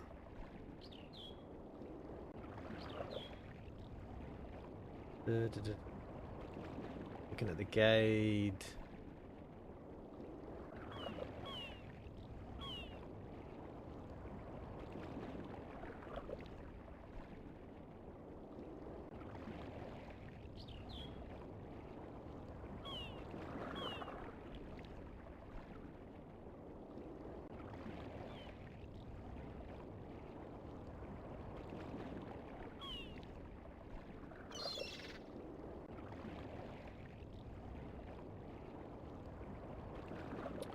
Right, let's see if this works. If this does not work now, if this works now, I will be fucking pissed. Hello. Uh-huh. Bye. Shit. Shit! Talk to the Captain Nebeve. Is that this guy? Or am I talking to the wrong guy? This guy. Fuck. Fuck.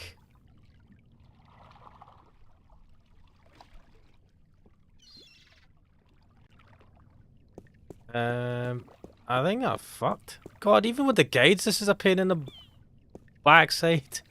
This game! Ah!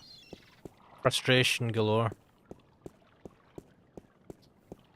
Even with a guide, this thing sucks. So I like the storytelling, I like the art style, I like the overall story. I fucking hate how much of a pain in the arse it is to make progress. There's too much. Even they need to narrow down the options a little bit. Some kind of sandstone. Yeah. What have I not asked this guy? Fucking hell.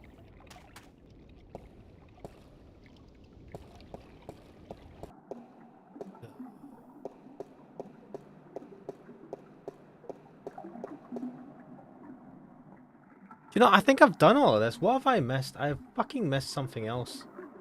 Blah, blah, blah.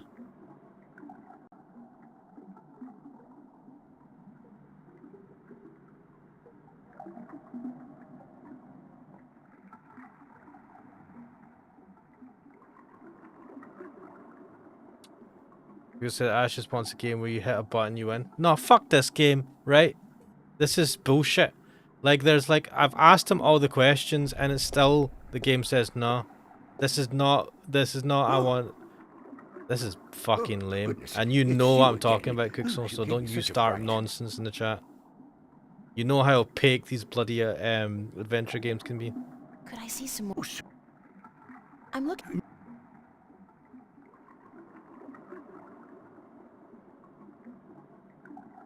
I've read that. Oh, fuck. Are there any books about flying... Winged stream.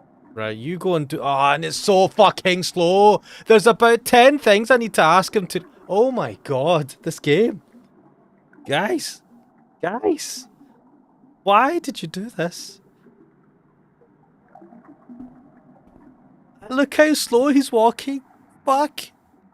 I know you've got all the time in the world, mate. Something of interest. I'll leave it here for you to read. But I don't. Fuck. I look like a serving... No, just read the book.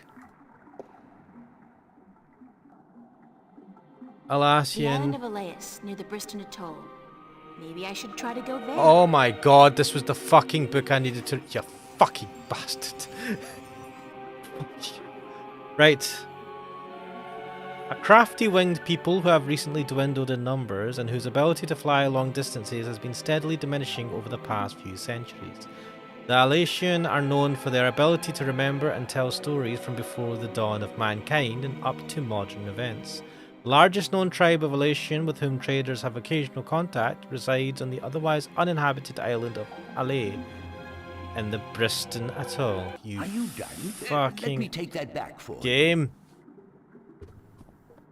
I had asked him about every single bastard. There's like 2 different sets of books and each one takes him 5 minutes just to bring it out. God damn it. What the fuck? I do love that there is information here and all that. I do not want to be forced to read all that information. I think that's the problem I have. And a lot of the games, there's a lot of additional lore that you can get, that you can find out in the game if you kind of like seek it out. But it doesn't tend to prevent you from carrying on the main story of the game. Hello. See if he has nothing to say.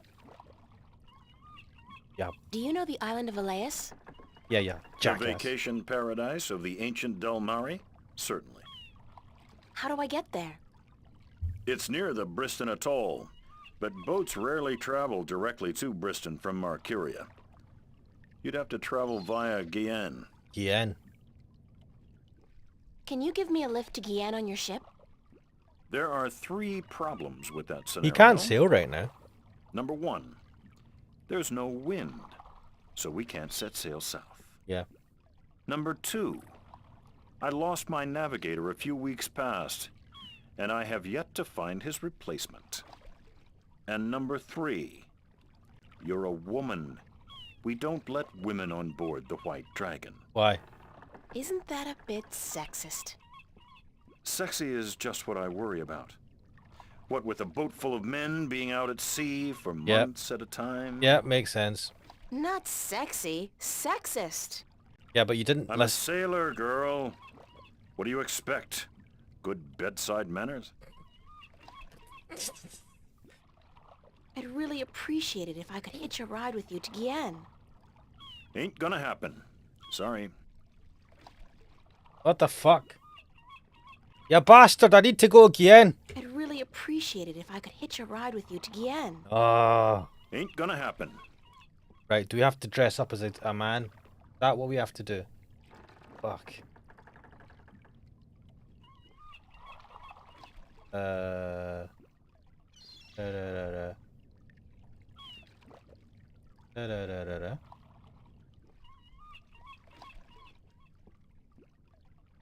What?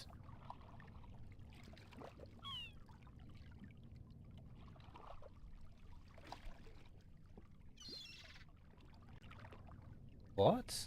What is this guide? Like...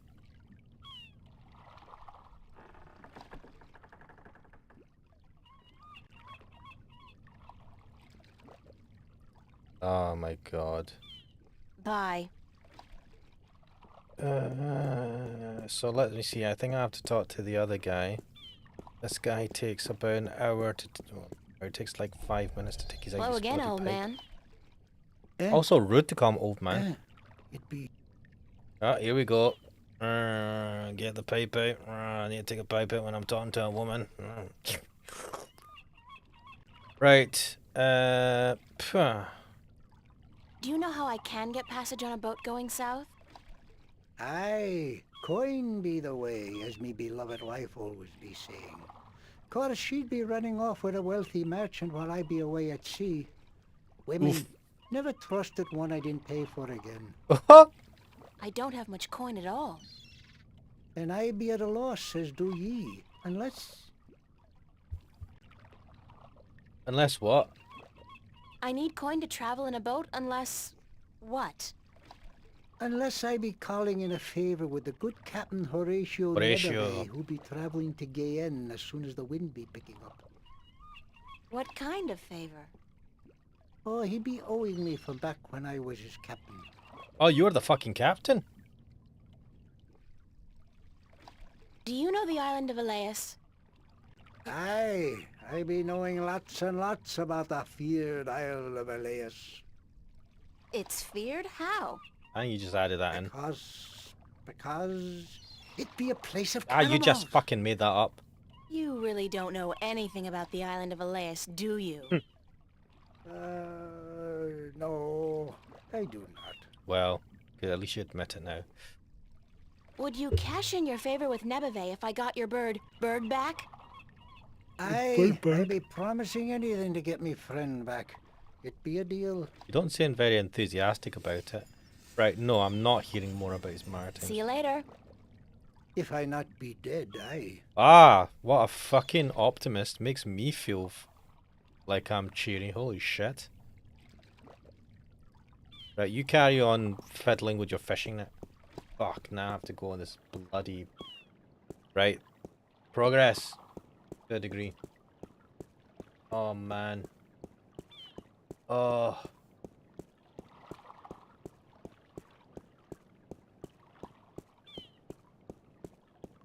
I did not think this would take so long. Damn, man, a chapter takes ages in this game. Even with the guide. With the guide. Right.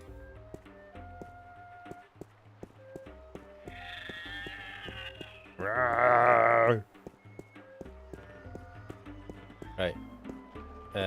I need to talk to this. Who's that person? Hey, you. What's going on? Why didn't you deliver any maps yesterday? I was busy. I wasn't around, sorry. Well, there are more maps to be delivered, and my customers are getting very impatient. Did you deliver the map to the rolling man? Did we? I can't remember. Yes, sir. All right, let me see his signature, and I'll give you your next delivery. Oh my god, please tell me that you had the signature.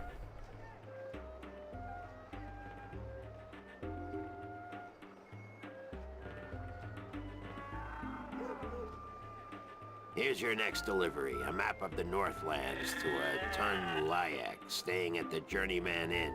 And be quick about it. She's been waiting since the day before yesterday. Alright.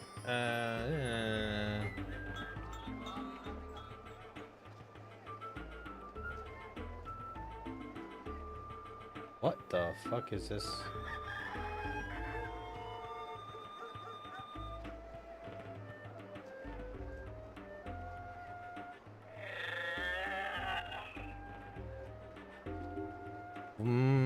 Okay. Apparently. It's the traditional game of cups Yeah, in which you stand yeah. no chance of ever winning. The fun part is seeing just how much you can possibly lose in one go.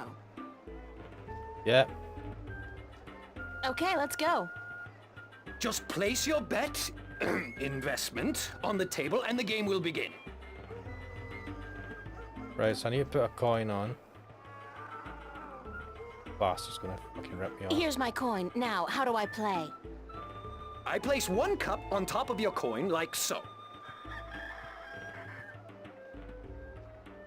Then I shuffle them like so. Pixel saying it's called value for money. Nah, it's called fucking padding.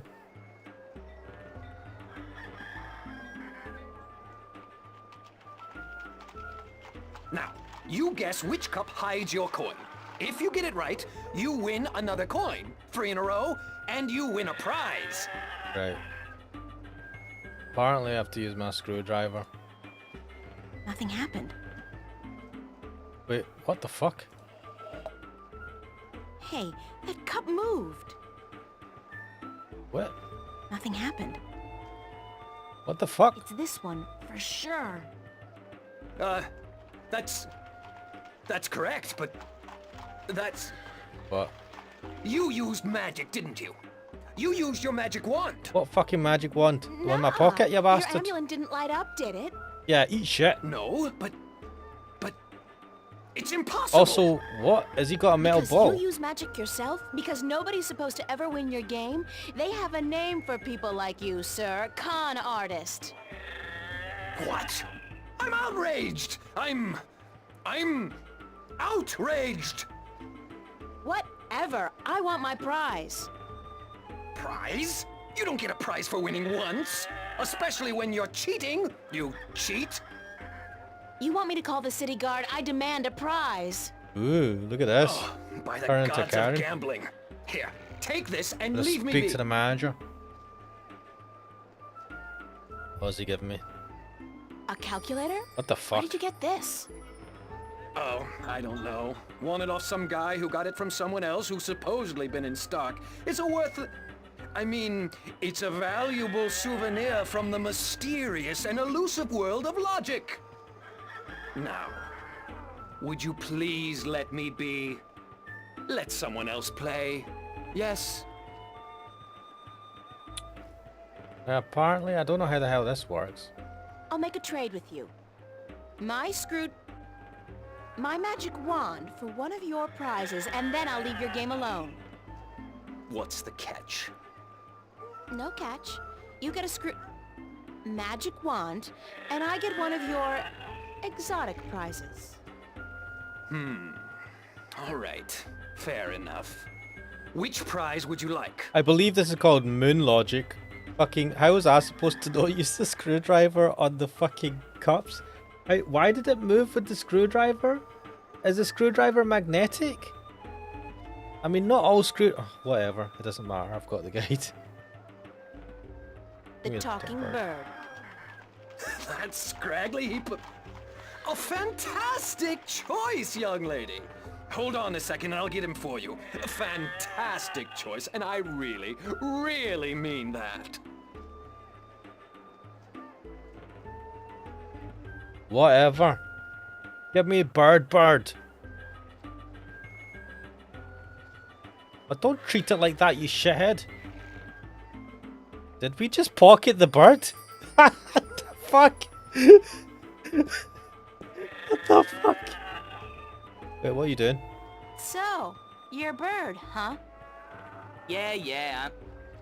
Wait a second. Did the old man send you to get me? Yep. I guess he did. My name's April. Oh, God, is there no escape? I mean, not that I like being cooped up in a cage for gamblers to gawk at and children to spit at all day, but give me a break. It's better than being locked away in a stinking chest. Oh, wow. Thanks a whole bunch for rescuing me, April. Man, fucking appreciation. You're welcome. No, hey, that's not what I meant. I was being sarcastic.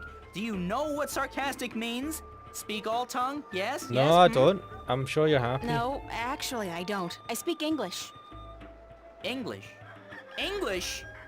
I don't know where you're from, lady, but you're weird. A lot of people say that. to me. Okay, so let me go already, alright? Enough with the I'm human so I can boss the bird around shtick. We're all impressed. What the fuck? Sorry, I promised the old man I'd win you back. I need a favor from him badly. Yeah, don't be a shithead. Yeah? So what's so important you'd sacrifice a bird's happiness and well-being? The fate of two worlds, billions of people, and the balance. The balance! Yeah? Yeah? So... No, forget it. So were you always just Bird? Or did you have a better name? No. It's always been Bird. My full name is That Damn Bird. Lovely. I learned that when I was 2 weeks old. That damn bird, the old man would say. No good ball of feathers. Then he beat me with a stick. Oh, shit.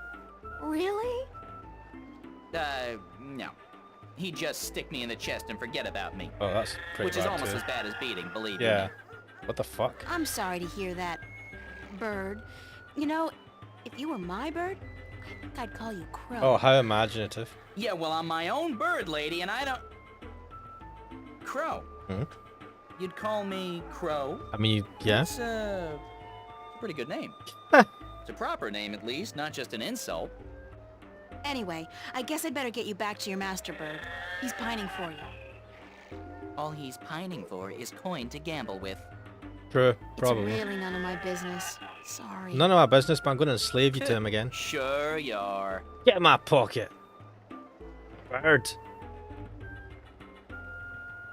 I'm handing you back to your asshole of a fucking master.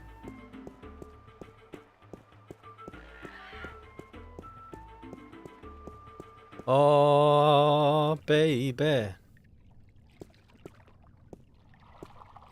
I've got your bird, man. How far in the game is this? Hello again, old man. A third of the way through. It be you. Well, just under a third of the way through. Oh, mate, don't you don't need to take your pipe out every time. Fuck me. Right. No, fuck. I didn't need to ask See you him. later. If I not be dead. Ah, slow animations. Also, what's happening with these little bit puffy? What the fuck is up with that? That's anyway. Hello, bird. I've kept him in my pocket. Here's your bird, sir. It wasn't easy, but I got him back. I sure hope you're grateful. You better be grateful. Bird, blessed be the balance, me faithful friend and companion be back. He sounds grateful. Don't put him in the fucking chest. No, not back in the chest, not in the chest. Oh my god. What a dick. Oh, and he gets the pipe out. What a fucking How can you asshole. help me get passage on a ship? Oh, we're just going to ignore that. I be a man of me word. Speak ye with Captain Horatio Nebevay of the White Dragon, the ship behind yous. Tell him Umbrianos be sending yous to cash in on that old favour he be owing me. Why have I got a feeling this is not going Thanks, to old work? man. Arr. Arr. Right. Mate. Whatever. Whatever. Also, that's a tiny boat. Where's the big boat? Fuck. Where's the white dragon or whatever the hell it's called? Oi, you. Acting like an asshole. Give me a fucking Hello. ride. You know old Umbrianos, don't you? The old drunk? Aye, he be a good captain once. But ever since he lost his ship, he hasn't been much worth to anyone. Ooh. Be that as it may, you do owe him a favor, right? Aye, that I do. He saved my life more than once. And I wouldn't be captain of this beautiful lady if it weren't for him. Guess what? I'm here to cash in on that favor. Is he just going to believe you, take you in face I'll be value? damned. What did you do for the old geezer? Promise him your hand in marriage?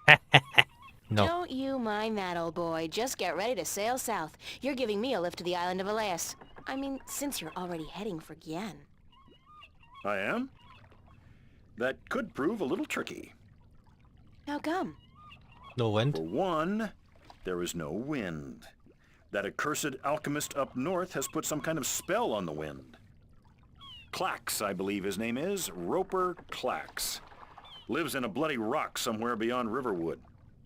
As long as he's got his dirty claws on the wind, this vessel ain't going nowhere.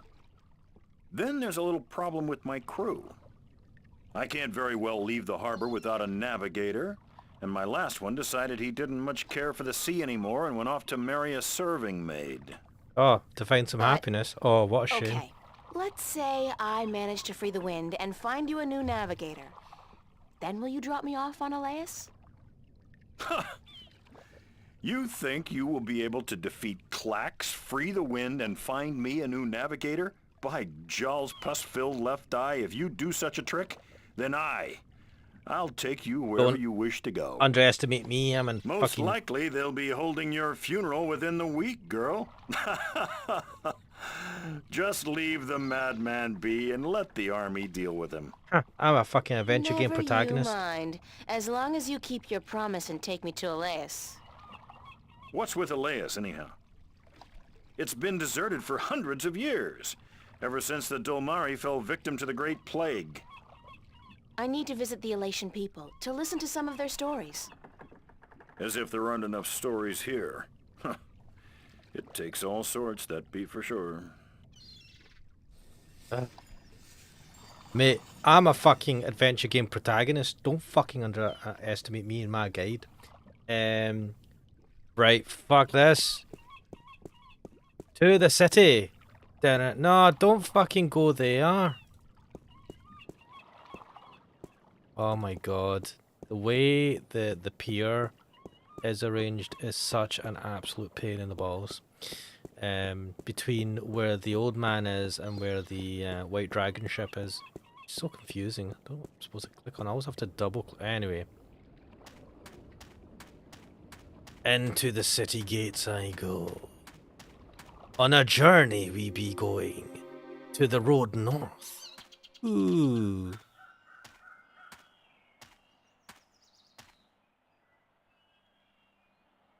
Where the fuck am I supposed to go? Into the forest? Wait, before I do this.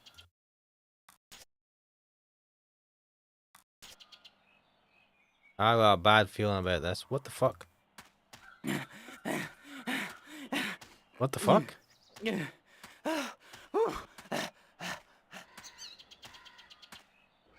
Yo, Bert, what are you up to? Shit. Right.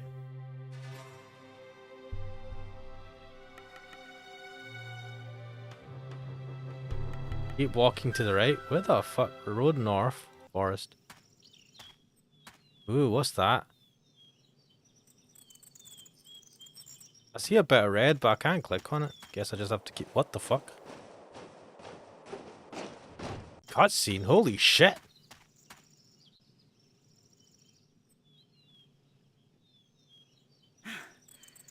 Do you always travel like you got a two-headed Besparian nymphate on your tail? I couldn't keep up half the time. Crow, is that you?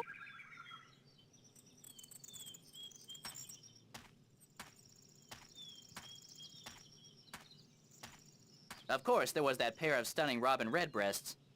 Twins, did you know? Not as if I could just leave them without a kiss or two. Or 12, as it turned out. Mate, what the fuck are you been up to? Maybe I'm just out of shape after being stuck in boxes and cages and knapsacks for the past 20 years. Dude. I guess it is you. Of course it's me! How many birds do you know with both good looks and a sense of humor? Love you it. got a sense of humor. No, funny. Nah, that's funny. What are you doing here, Crow? What am I doing here? What am I doing here? How about a nice to see you, Crow, or I've missed you so much, Crow, or at least a glad to see you out of that chest, Crow. In 2 minutes, calm yourself. It is nice to see you, Crow. How did you escape? Cunning, milady. Of course, that keg of Androgen stone liquor the old geezer got his hands on didn't hurt. I've never seen such a shameful display of public drunkenness in my life. Oh dear. Well, not since the last time I had a thimble full of wine. Yeah, boy, were those ladies in for a surprise. When they were told I could talk, I'm sure they didn't count on my encyclopedic knowledge of Dolmari obscenities. The old man was gonna gamble me away again, you know. Went straight back to the cups handler after the, celebration. Bloody hell. So, I decided to split before they put me back in the cage. That place was like a prison without the amenities. And let's not even mention the food. Did you ever try roasted Elguan dung? Ew. Don't. Ever. Dude. So, I pecked a button here and some soft tissue there and fled. I had nowhere else to fly, so I decided to join you on your, quest. It sounded like a spot of good old-fashioned fun. Like a Bird Zone adventure. Yeah. It's not as if I came after you because I like you, though. You don't have any feathers. Thank God for that. Okay, if you want to join me, I wouldn't mind some company. I'm guessing you'll be using your wings, though, and not your feet? The ground's no place for a free spirit like myself, baby. Besides, I hear there are a lot of good-looking birds in this forest, and let me tell you, they don't parade about on the ground like winged chickens. Just try to slow down once in a while. Let me catch up. Sure. But how do I get your attention if I need to talk to you? Can you whistle? Like this? Sorry. But wait a second, I got a little flute. I could use it to call you. Oh, is that what the fuck the flute's for? I'm not a sheepdog. Let's get that straight. You play your tune, and I'll consider your request. I won't be flapping to attention like a tame soldier hawk. Deal. We better get moving, though. It's getting late. Aye, aye, Captain. I'll try to keep an eye out ahead in case there's trouble. There may be trouble ahead. It's cool that he gets a little cutscene. Maybe they plan to have more of that in the game or something, I don't know. Anyway, down the fucking... What the fuck? Into the forest we go. I'm sure I'll be... Oh, fuck. What the fuck? Ah! It's a weirdo! What is that? Is that a mole man? Oh, this is gonna be awkward. Oh dear. Oh dear me. Piglet? Please, human, don't kill me and skin me. I haven't even sung to the soil yet. The what? Fluffy. Don't worry, I'm not going to kill you or skin you. Oh my. That is good news. Very good indeed. Who are you? Just a My person. name's April. What's yours? In my language, it's Bandu Umana Banta Aurubana Bitana Benort. Holy It shit. means the little one who tries hard to live up to his father who sings to the soil. Oh, That's wow. a mouthful. So, what do I call you? James? You can call me Ben Bandu, the sad little one. Banda is the name of my people. We are the little ones. Why are you sad, Ben Bandu? I'm looking for my brother. He's been gone in the forest for many days, and I've not heard him sing to us. Our people don't walk about the forest much. It's too dangerous for us. Where do you stay? You haven't seen my brother, have you? He's short, about my height, with a tan coat and a mischievous glint in his eye. No. You're the first mole. The first Banda I've met. Ben Banda. Oh dear. I hope he's all right. A lot of our people have disappeared this summer. Oh, that's not good. What happened to the Banda that disappeared? We don't really know. But there's something evil in this forest. Something that doesn't like the Banda. I shouldn't be out here looking, but I must find my brother. If I see him, I'll let him know you're looking for him. Oh, thank you. Thank you ever so much. Aren't your people called the Mole People? That's what the city dwellers and farmers call us. They say it with sharp tongue. Moles. Dirt diggers. They don't like us very much. Our given name is Banda, the little ones. Or the Banda Banta, the little ones who sing to the soil. How do you sing to the soil? When we're old enough, and we found our voices, we just sing. And the earth shapes itself to our needs. Ooh. We live in harmony with the earth, just like the birds do with the air. Good luck on your search, Ben Bandu. Sad little one. And the best of luck to you, April. Please, if you see my brother, tell him to come home. We're all so very worried. Wow. He was just trying to find his bro. Wait, what? Why are you calling the crow? Come to me, crow!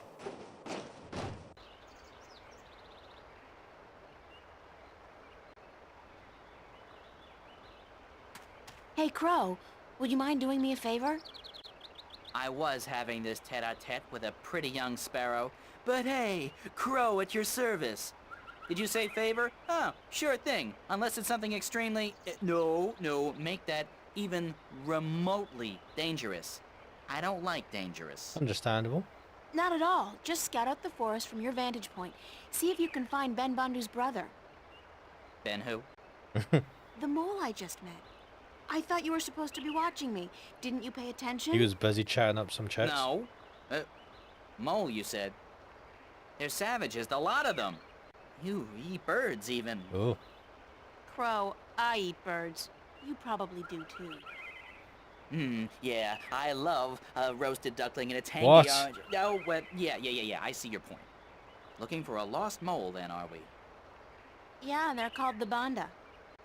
I never got into that whole PC thing. It's not Tyrox, it's the tyrant. Don't say chicks, say birds. Don't say birds, say women. I don't know. It's all a little too complicated for a simple man of the air like myself. Just go look for the lost Bandu, okay? Oh, this Yes, dude. ma'am. Scene. Fly! Crow! Right. The fuck am I supposed to do now? Right, Bridge so... is out! Damn! Fuck. Did you not notice that before? The bridge has been completely destroyed. That's not good. Right. Oh, I have to sit down and stare at this for The a second. edges are charred. Whatever caused this, it couldn't have been floodwater or simple wear and tear. Nah, someone set I'll fire have to to it. find some other way across. This gorge is too deep to cross and the river too fierce. Just jump it. You're young and sprightly, you can do it. Jump! Oh no. Fine, let's head back. I look like a serving maid. Alright. I don't know. What the fuck? Suspicious. What are you doing? Please, pretty lady, pretty, please help me. I've fallen and I can't stand up. Oh, you sound so dodge. What happened to you? Oh, I was out picking bones. Berries for my stew and flowers. That was my Yes, arse. pretty flowers. Then I tripped over a big old root and twisted my ankle. It hurts so. Please help me home, pretty lady, please. God, anyone that's calling you pretty lady all the time is super dodge. Who are you? Oh, I'm nobody at all. Just a frail old woman picking bones. Berries, picking berries for her stew so she can feed her prisoner. Guests! Feed her guests and fatten them up for... Oh shit, this is like the evil witch from Hansel and Gretel. Fuck it. All right, I'll help you home. Oh, yes. Thanks, plump little treasure. A nice, pretty girl, thanks. God. Wait. The fuck am I supposed to do?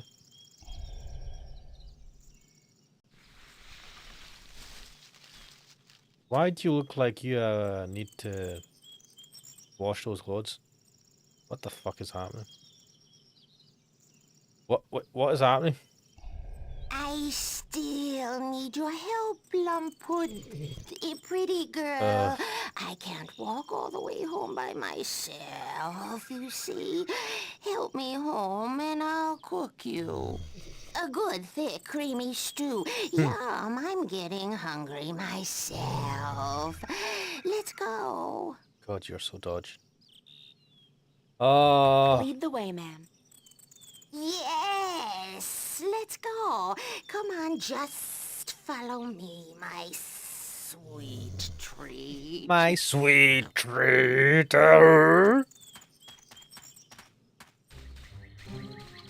Oh, this is dodge.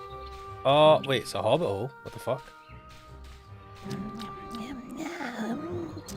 God damn it, you licking your lips, you weirdo. Fuck, you look hideous. I don't like to judge a book by its cover, but holy shit, that cover is nasty. Wait, are we supposed to like walk it? Why? You know it's a wise thing for you to like just stay there. Just stay there. Don't go in here. Whatever. What? Come We just in, fucking... Come in, honored guest. I'll just check on my stuffing. On my stew, yes. My thick, delicious stew.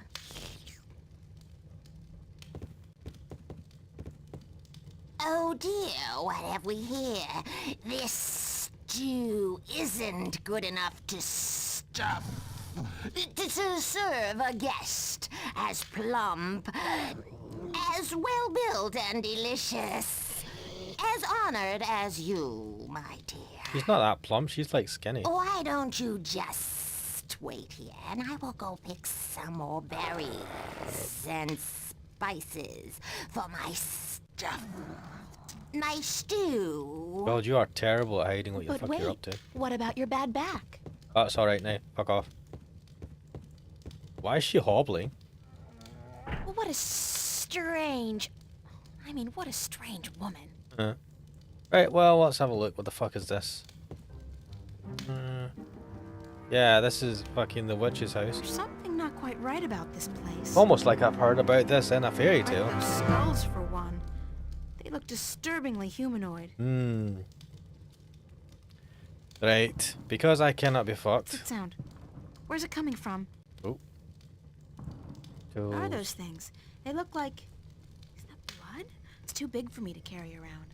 But maybe I could use it somewhere in this room. Dun, dun, dun, dun, dun, dun. What the fuck?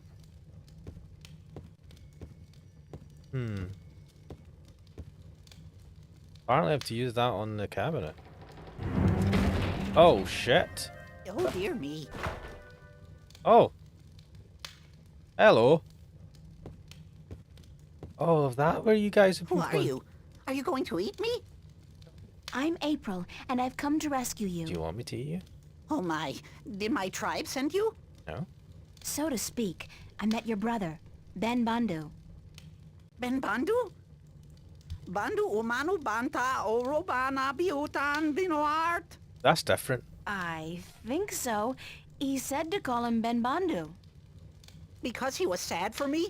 He will be so glad to find that you've rescued me then. Well, we need to get out of here first. Yeah.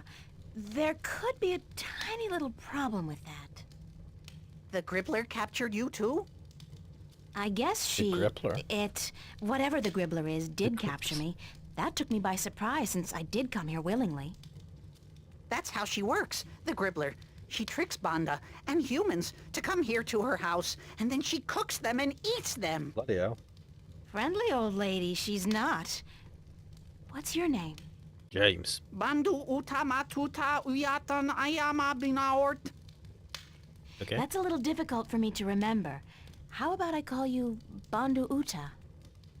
Oh my, yes, that would be fine. We have long names, us Banda, as long as our tunnels. You can tell me more about your people later. Right now we need to find a way out of here. Please be quiet. I need to find a way to escape. Let's take this skull. Run.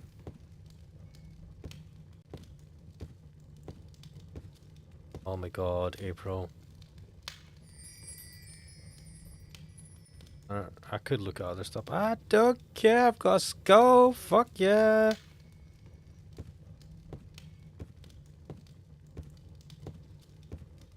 Just walk slowly to the window. Oh, fucking violent. Is that enough for a space for us to get through? I mean, I know you're slim. Broken, but it's still too small for me to get through. No. Fuck. Wait, Bandu can? Let's talk to Bandu. Bandu, I think his name Oh is. dear, whatever shall we do? Wait, what? Oh, for fuck's sake. Blah, blah, blah, blah. Oh my god. What? Come over here. Let's try something. Oh dear me. Come to me, I'm just gonna lift you up. Don't get too excited. What are you going to do? I'm gonna get you out of here. Hold on.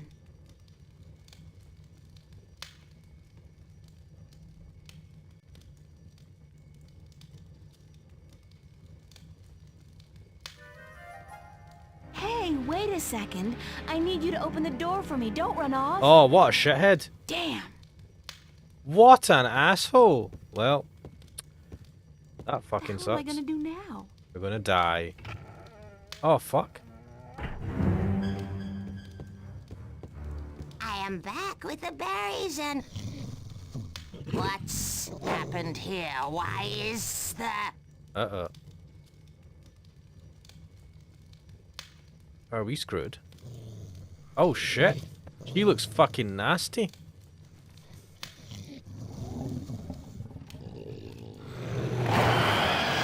Oh, shit.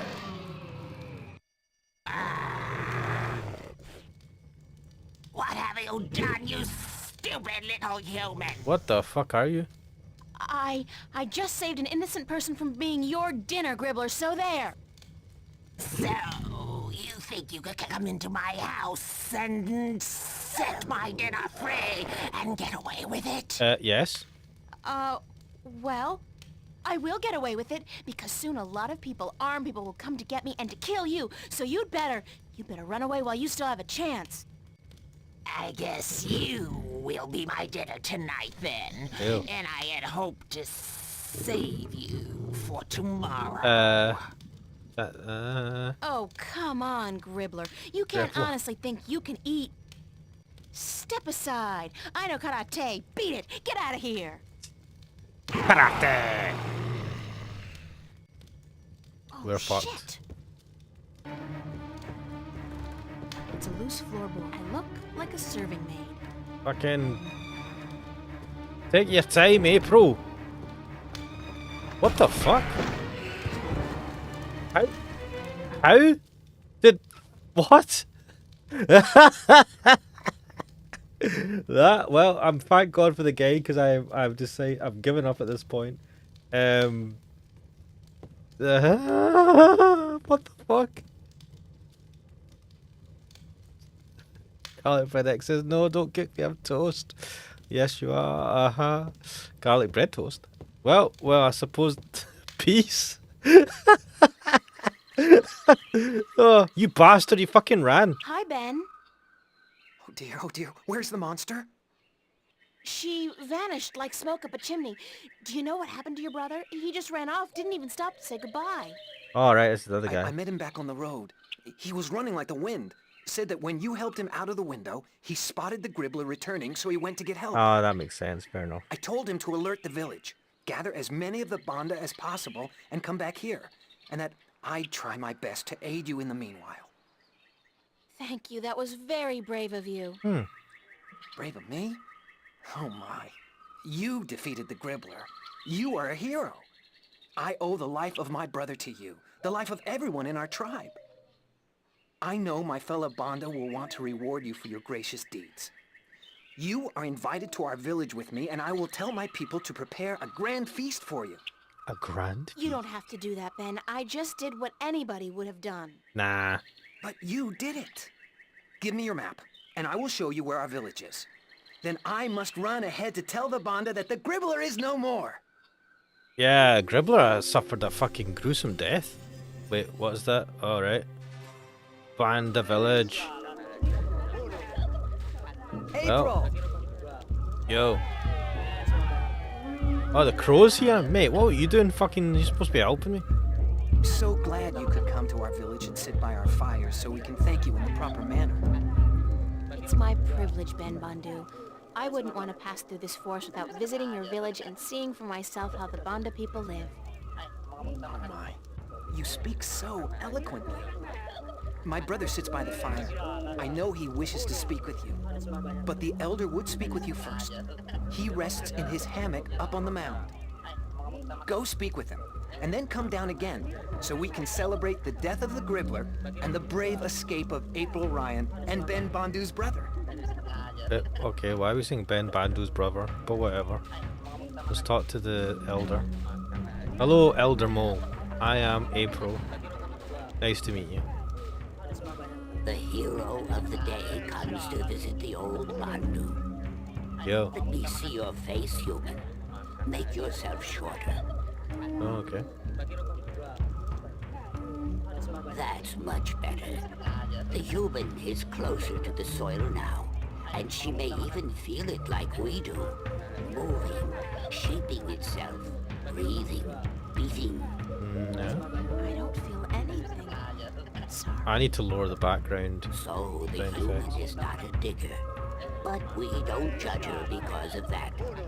The human is a hero. I mean, I wasn't expecting you to judge me for not being a Don't digger. call me that. I'm not a hero. I was just in the right place at the right time to help somebody out.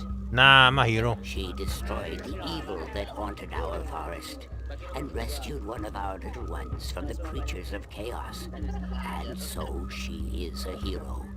She's the one spoken of in our songs, is she not? What? The one who will deliver us from an evil presence and who will go on to save the balance. You are she. That is one hell of a fucking prophecy. I don't know. Well, we will see. We will see. You will sleep in our spirit dig tonight, and then tomorrow we will see. But now you must enjoy yourself. This feast is in your honor to show our appreciation for your courage. Thank you. Go, eat and drink and dance, and then go to sleep in the spirit dig. What is the spirit dig? Tomorrow, before you continue your journey. You are on a journey, are you not? I'm on something. A very long one. Something has made me high. We are all on a journey, but yours is the most important one ever. So go. I will smoke my pipe and think on prophecies and songs. Go. Just gonna sit there and contemplate. Alright, man. Right, where the hell's Ben Bandu?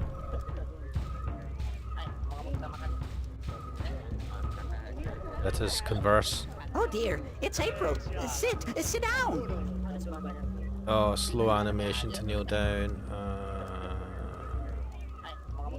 Are you feeling all right? I thought you disappeared on me back at the Gribbler's lair.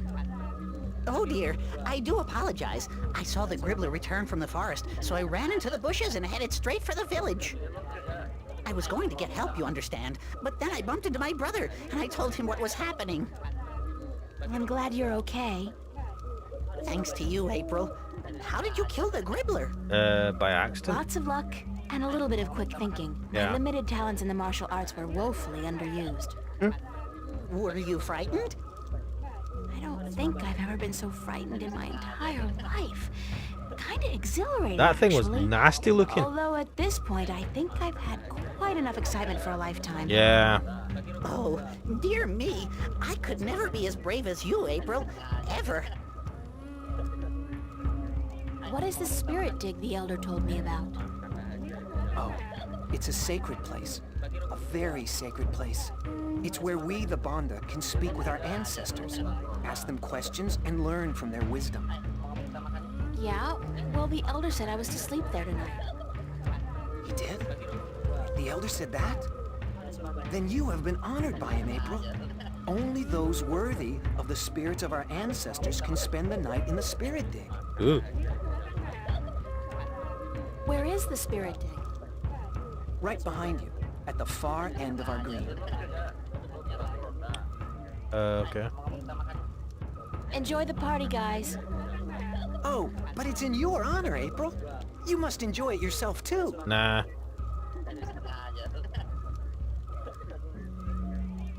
Where the hell is this? Is it that thing behind me? Oh, right, okay. It is. Right, time to go to sleep. Oh.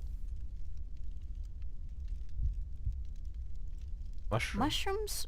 Or chairs? Or both? Can you eat them? I want to eat my chair. How the fuck do I chill? Wait, no, here is the bed, isn't it? Go to sleep. Just lie down for a few. No, Yes. screw that. I'm getting a good night's sleep. That's what I'm doing. I've never been this tired in my life. Yes. It's time to get a spirit sleep. That is not... What? No, no, no, no, no, no, no. You lie down. What are you doing? Alright, okay. You are lying down. Are we going to sleep on cross-legged? What the hell? What the hell do you think you're doing? What? What?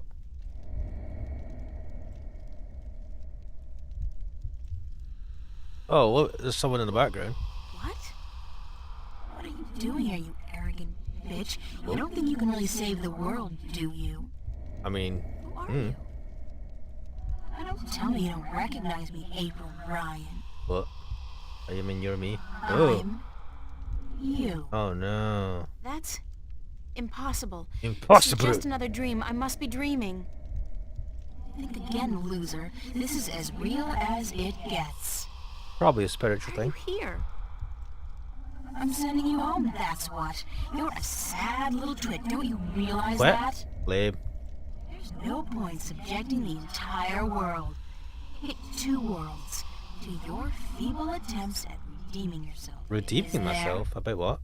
Go away. Leave me alone. Wait, is there more to the How the story? hell am I supposed to do that, Einstein? I am you. You are me.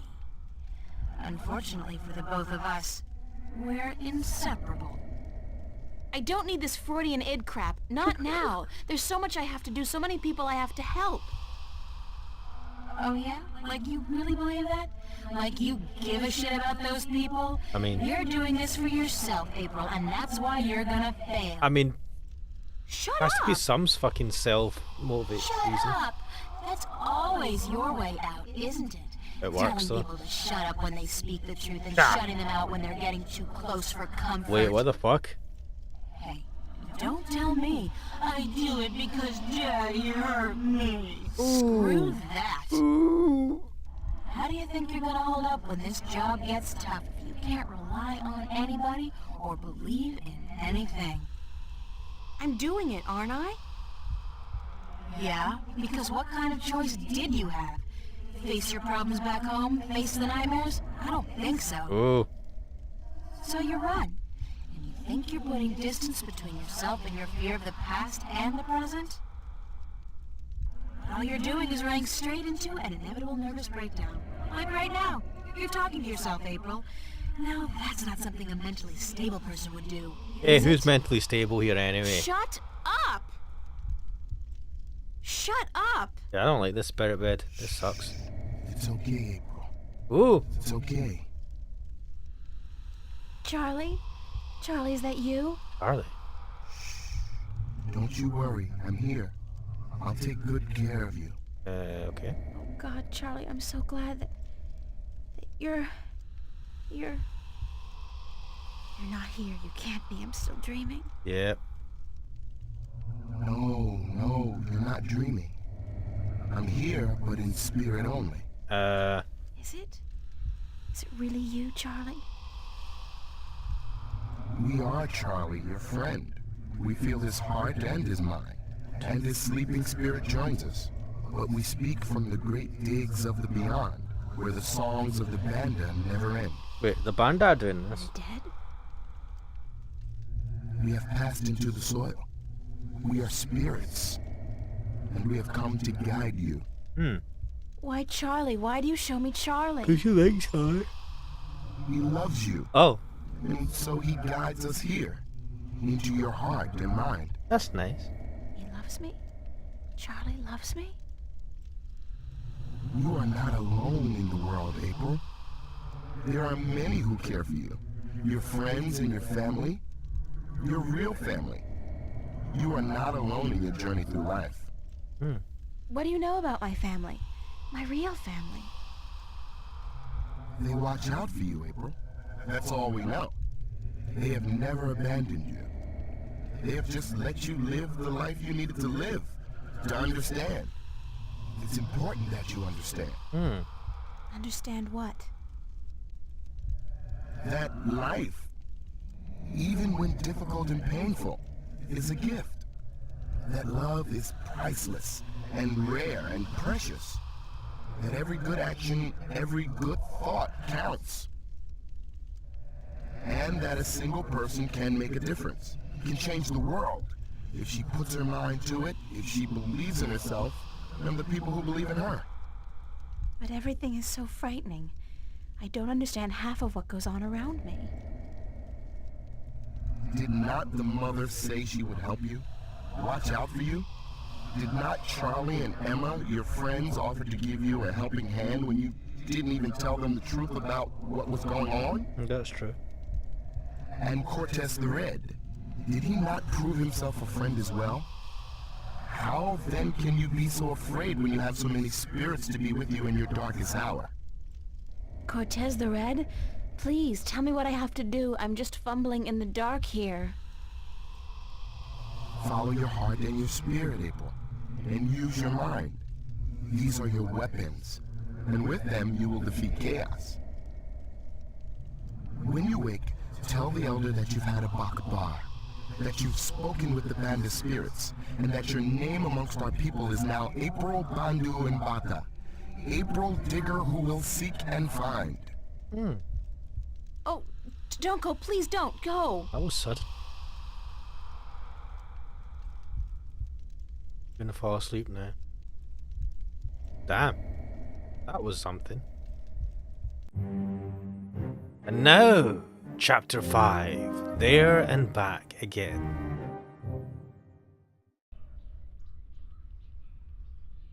And we awake once again.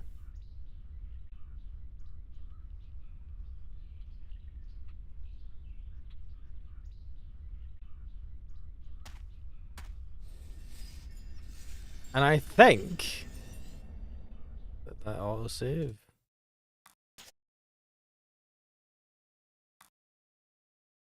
I think that is a good spot to leave it. Put it here. So what have we done? We read a bunch of books. We talked to Tobias again. Went on a wild goose chase. Played cups. One bird, who's now Crowback, gave him back to the ex-sailor, who then got us a deal with the other sailor to go down south to Gien and to Alia, I think we're going to. We then walked through a forest that reminded me of freaking Little Red Riding Hood, came across the Bandu, helped an old woman out who turned out to be some hideous creature from the fucking Nether Realms. Accidentally did something, caused her to like fall into the fucking frying pot and just instantly die, which was fucking hilarious. Went back to meet the Bandu and sat and had a spiritual experience. Not bad, not bad.